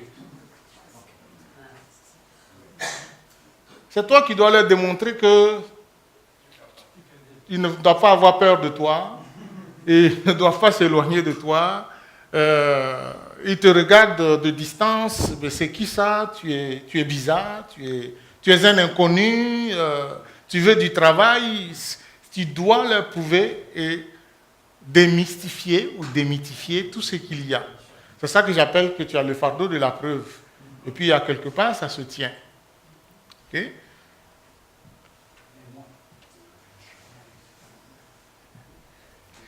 Il doit non seulement quelquefois enlever la méfiance des gens à son égard, il doit démontrer que les gens ont tort d'agir ainsi à son égard. Et puis en matière d'argent, tout peut arriver et basculer drôlement nos vies, ainsi que celles de nos familles.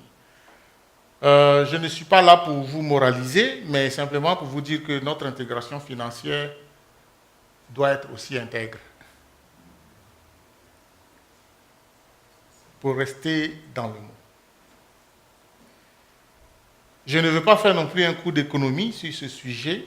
Je pourrais bien, j'ai la formation pour. Mais il y a des gens mieux placés que moi ici pour le faire. Ce que je voudrais dire, c'est de communiquer quelques informations que je trouve pertinentes parce que je les ai vécues et ça s'est appliqué à ma vie. Si vous voulez aller plus loin, ma conseillère financière à la Caisse des Jardins, c'est Madame Rigoulot. C'est une immigrante. Ça se trouve que la Caisse m'a matché à une conseillère financière qui me comprend. Madame Rigoulot Rokaya, père français, mère sénégalaise, mari ivoirien. Plus immigrante, plus interculturelle qu'elle, là, c'est... Alors, je vais lui donner la parole tantôt, là, pour juste des questions d'information. OK?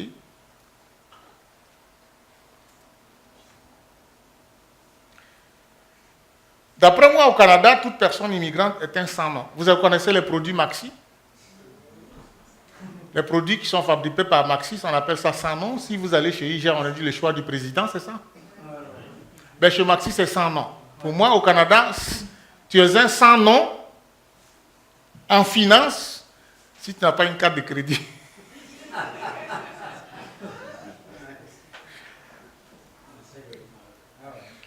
Alors, si vous allez sur le site de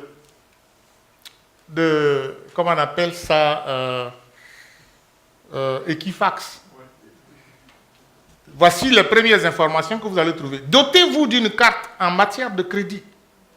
Connaître l'information qu'il y a dans votre dossier de crédit et comprendre comment elle est utilisée est une étape importante vers la création de votre avenir financier. Ça, c'est ce que vous allez trouver sur Equifax. Donc, à mon avis, détenir une carte de crédit, c'est un mal nécessaire pour vivre une intégration financière au Québec. Si vous n'avez point d'historique de crédit au Canada, vous ne pouvez pas emprunter pour de grands besoins.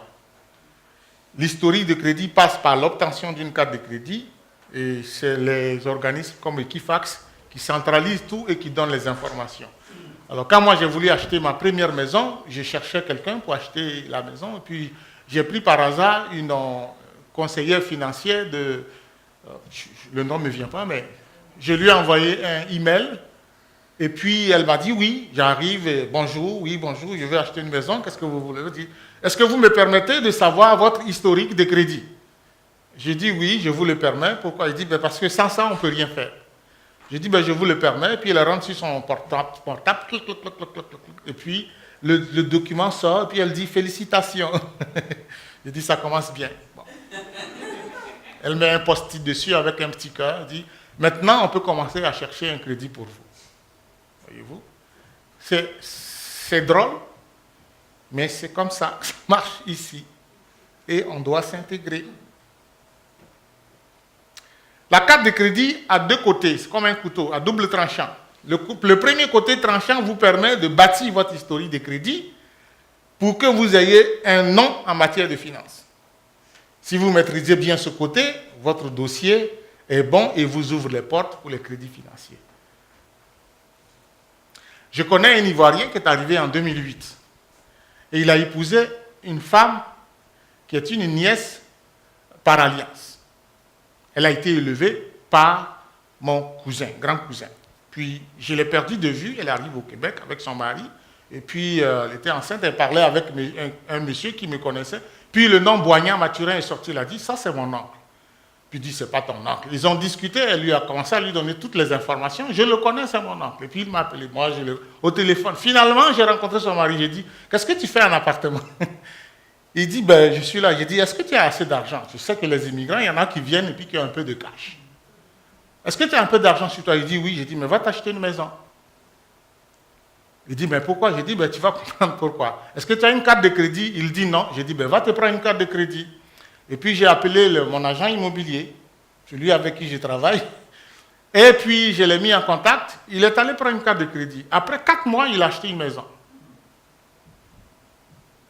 J'ai dit, tu fais toute ton épicerie avec ta carte de crédit, mais tu rembourses à la fin du mois, par exemple. Tout ce que tu veux acheter, si tu as l'argent en main, mets ça sur une carte de crédit, rembourse après. Fais ça comme ça, 4 mois plus tard, tu auras un historique de crédit et puis tu vas t'acheter une maison. Il a acheté une maison, maintenant il est en Ontario. Le deuxième côté tranchant, c'est le côté qui peut blesser. Si vous gérez mal votre carte de crédit, au lieu d'améliorer votre dossier, non seulement vous le faites planter, mais ensuite vous êtes pris à la gorge. Voici des exemples d'une carte de crédit mal gérée. Madame Rigolo, s'il y a des erreurs, tantôt tu vas corriger ça. Si vous ne payez pas à temps le montant minimal exigé, vous gérez mal votre carte de crédit.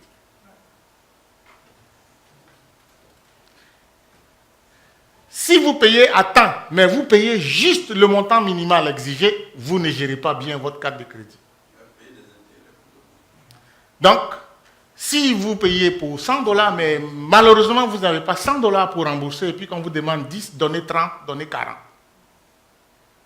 Au moins, vous ne pouvez pas tout payer, mais vous soignez votre historique de crédit en payant plus que le minimum.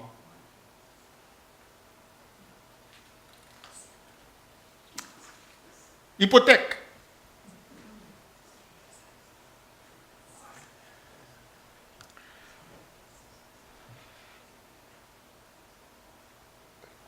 Au Canada, je conseille aux gens d'acheter une maison.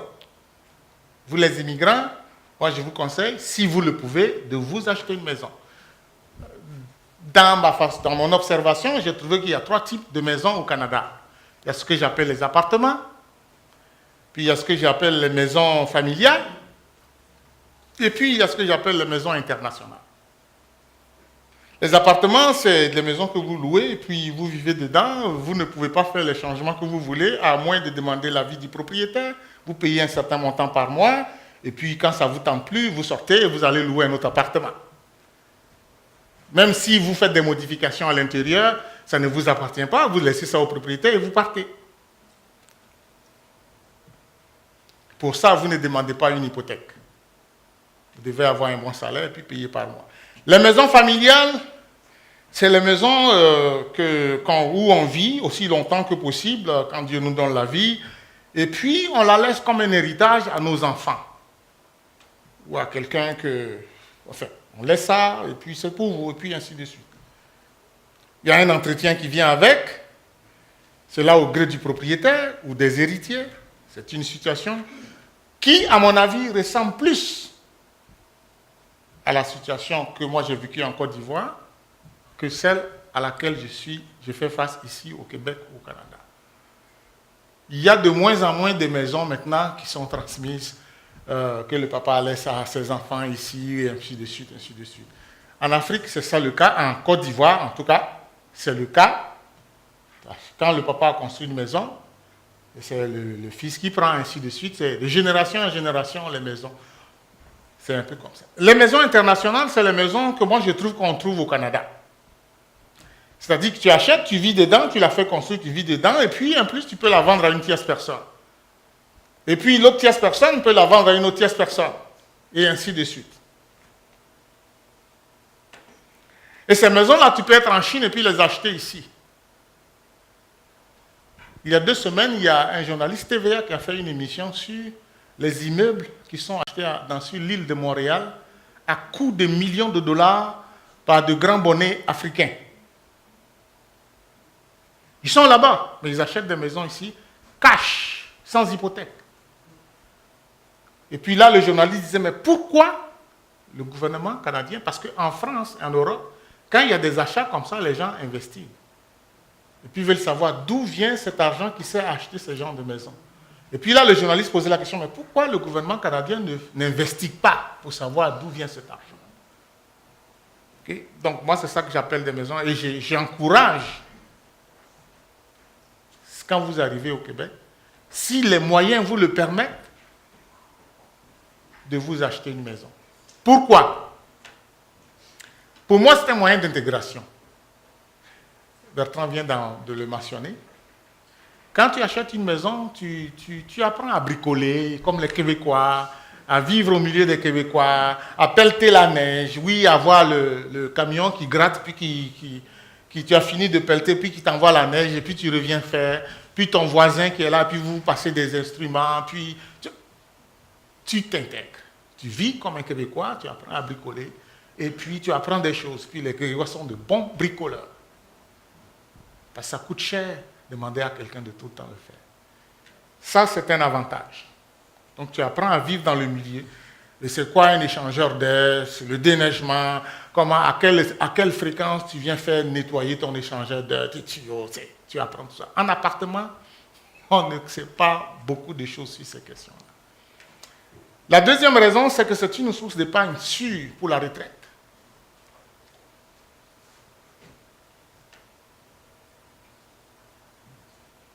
Et même si tu envisages de retourner dans ton pays, 10 ans, 15 ans, 20 ans plus tard, quand tu vends ton argent dans ta maison, la différence, c'est pour toi.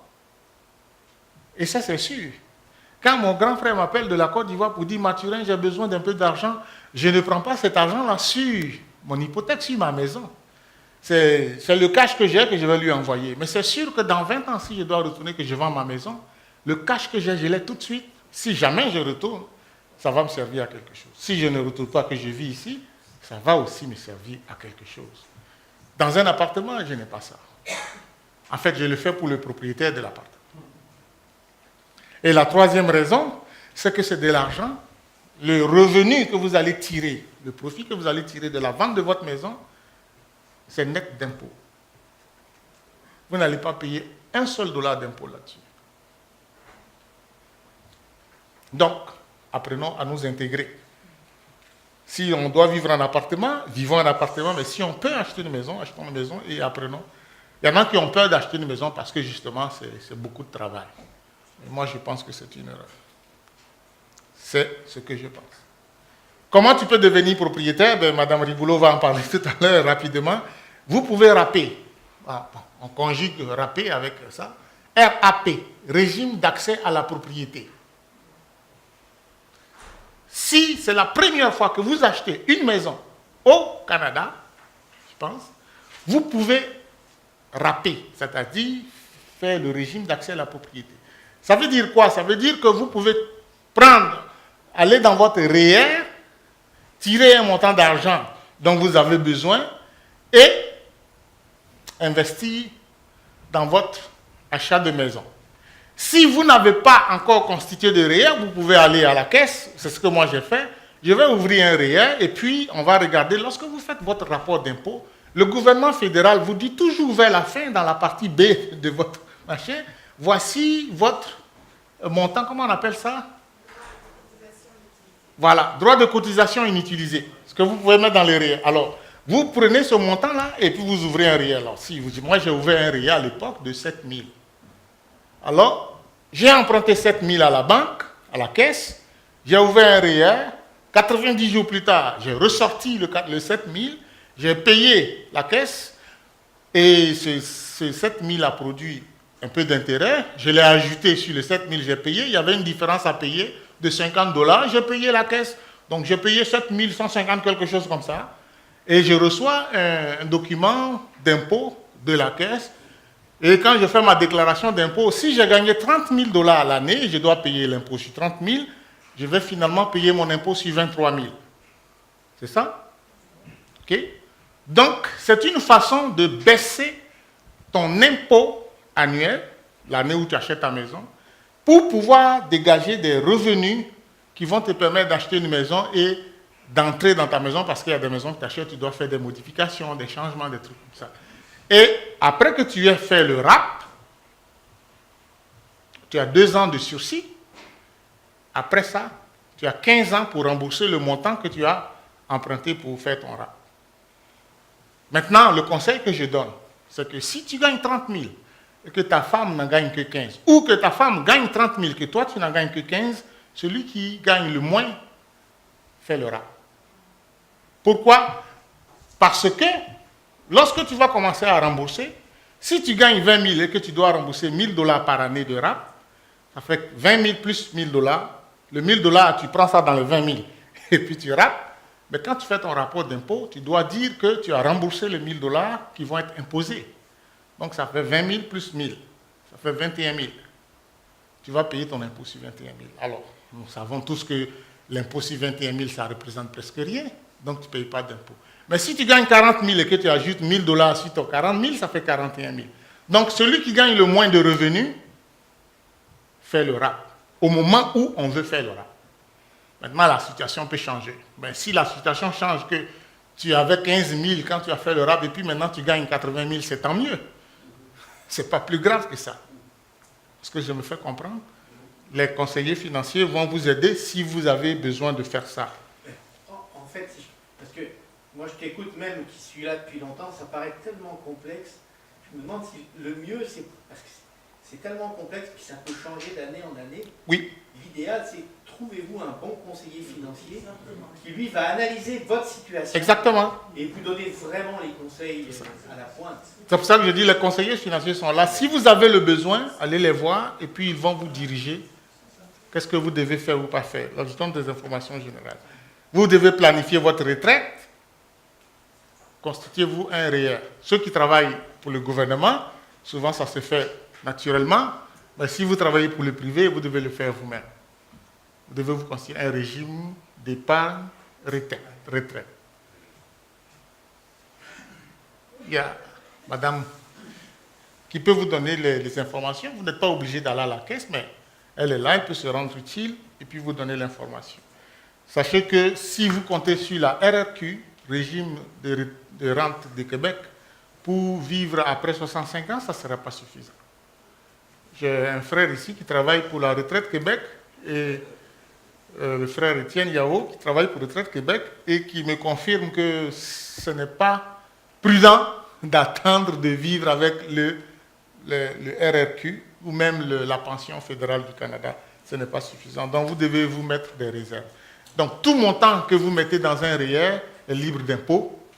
Donc vous allez payer l'impôt plus tard. Mais si vous retirez ça par petite dose, ça va revenir nul dans l'impôt. Vous devez aussi prévoir, quand vous arrivez ici, l'éducation de vos enfants. Au primaire, c'est moins pire. Au secondaire, c'est moins pire. Mais quand ils rentrent au cégep et à l'université, ça commence par devenir pire. Donc vous devez prévoir financièrement, prévoir leurs études et donc ouvrir les régimes d'épargne études pour vos enfants. Et le gouvernement, donc chaque montant que vous mettez, le gouvernement du Québec en met aussi, le gouvernement fédéral en met, et je ne sais pas si ça a changé, mais il y a des bourses de 500 $ pour démarrer un régime d'épargne-études que le gouvernement du Canada donne. Et ce n'est pas à vous de faire tout ce travail. Vous avez juste à aller signer les documents à l'institution financière de votre choix et elle va s'occuper d'aller chercher ces montants pour vous, donc pour vos enfants. Ne faites pas de palabres autour des prestations pour enfants. La loi du Québec, dans les années de Révolution tranquille, justement, où ces choses en 1969, si ma mémoire est bonne, où on a mis en place le régime de prestations, c'est systématique que ça va dans le compte de la madame. Entendez-vous avec votre madame pour savoir comment gérer, parce que ça va servir à constituer les rayés des enfants. Et si vous ne le savez pas, il y a des institutions financières qui tiennent compte de ce montant quand elles veulent vous faire un prêt hypothécaire. Donc, si vous les gérez mal, ça peut être à votre désavantage. Si vous les gérez bien, ça peut être à votre avantage pour avoir accès à une hypothèque pour l'achat de votre maison. Donc, ne faites pas de palabres autour et que ça ne devienne pas un conflit. Il y a aussi, comme Québécois, Canadiens, toute la question de la planification testamentaire. Deux questions. Est-ce que mes affaires sont en ordre? Et est-ce que ma famille est bien protégée? C'est important parce que ici, si vous décédez et que vous n'avez pas dit à qui doit aller vos biens, le gouvernement a une grille et je pourrais vous montrer la grille, mais c'est dans ma clé USB, c'est pas grave. Le gouvernement a une grille et puis il va regarder la grille. Est-ce que la personne était mariée ou elle était en union de fait? Et est-ce qu'ils avaient des enfants ou est-ce qu'ils n'avaient pas d'enfants? Et puis, selon le cas, on va faire la répartition des biens. Si c'est ce que vous voulez de votre vivant, ne faites pas de testament. Mais si ce n'est pas ça que vous voulez, si vous ne voulez pas qu'à votre décès, le gouvernement décide, lui, il était marié à tel, ou il n'était pas marié, il était en union de fait, ils ont 2 enfants. Et souvent, ça peut arriver que vous étiez marié à un autre que vous avez abandonné, vous vivez avec une autre. Vous n'avez jamais déchiré le divorce de l'autre, mais vous vivez avec une autre avec qui vous ne vous êtes jamais marié. Puis vous allez être surpris que c'est l'autre que vous avez abandonné qui va prendre l'argent. Si c'est ça que vous voulez, ne faites pas de testament. Mais si vous ne voulez pas ça, vous devez faire un testament et les conseillers financiers sont là pour vous aider.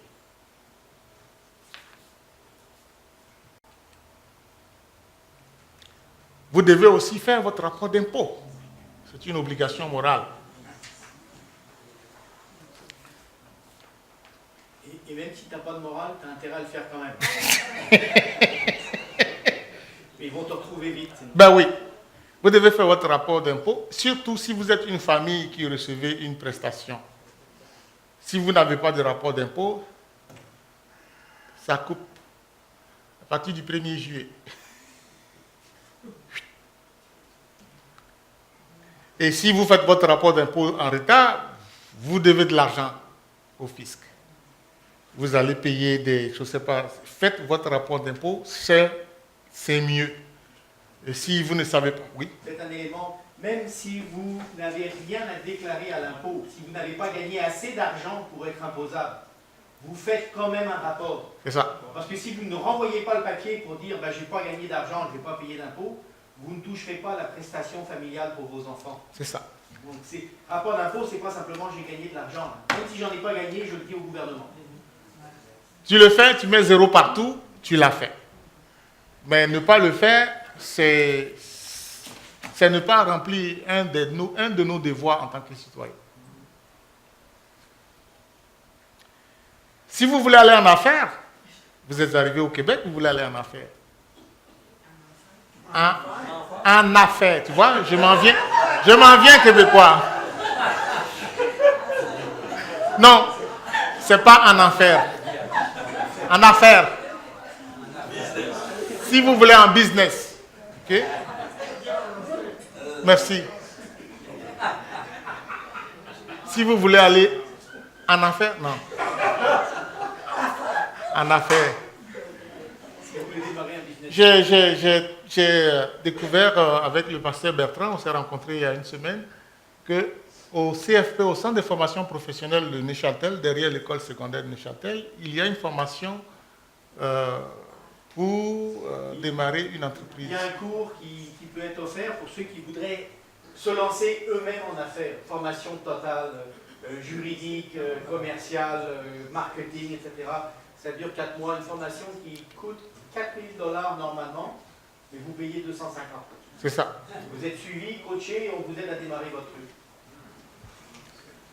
Monsieur Max, est-ce que vous pouvez mettre la fiche, l'autre liste, s'il vous plaît?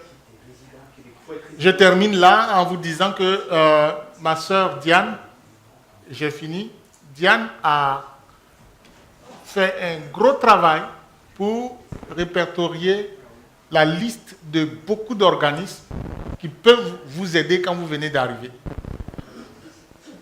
Et les numéros d'urgence que vous devez avoir en main s'il y a des situations pour lesquelles vous avez besoin de vous poser des questions. Donc, c'est ces listes-là qui sont là, le 311, la ville de Québec, les arrondissements de la ville de Québec, toutes ces informations-là. S'il y en a qui sont là et qui aimeraient avoir ce fichier PowerPoint-là, je peux vous l'envoyer. Vous avez juste à mettre votre nom et votre adresse email. Et puis, s'il y a d'autres documents que vous voulez avoir, venez me voir. Je vais arrêter là-dessus parce que c'est beaucoup d'informations là-dessus. Là. Et vous allez voir.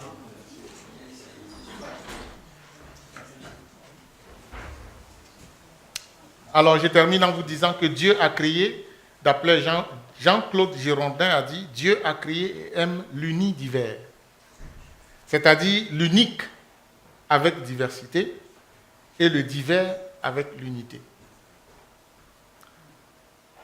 Il faut, à mon avis, une intégration réussie pour que l'unique soit dans la diversité et la diversité soit dans l'unité. Approchons-nous donc les uns des autres et apprenons les uns des autres, en chassant la peur, les préjugés, l'enclavement, ce qui, dans ce dernier cas, serait un non-sens. On ne peut pas être dans une ville, dans un pays, et ne pas être accessible. Si cela arrive, c'est qu'il y a eu un choix, une décision de s'isoler, de rester enclavé, et ce n'est ni à ton avantage, ni à l'avantage de la société.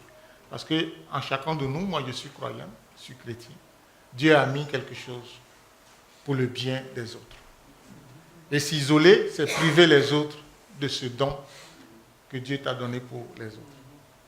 J'espère, avec Bertrand et les autres, que cette rencontre informelle a été bénéfique pour vous et que ça vous aide à vous intégrer et aussi à aider ceux qui veulent s'intégrer. Voilà, merci beaucoup. Merci.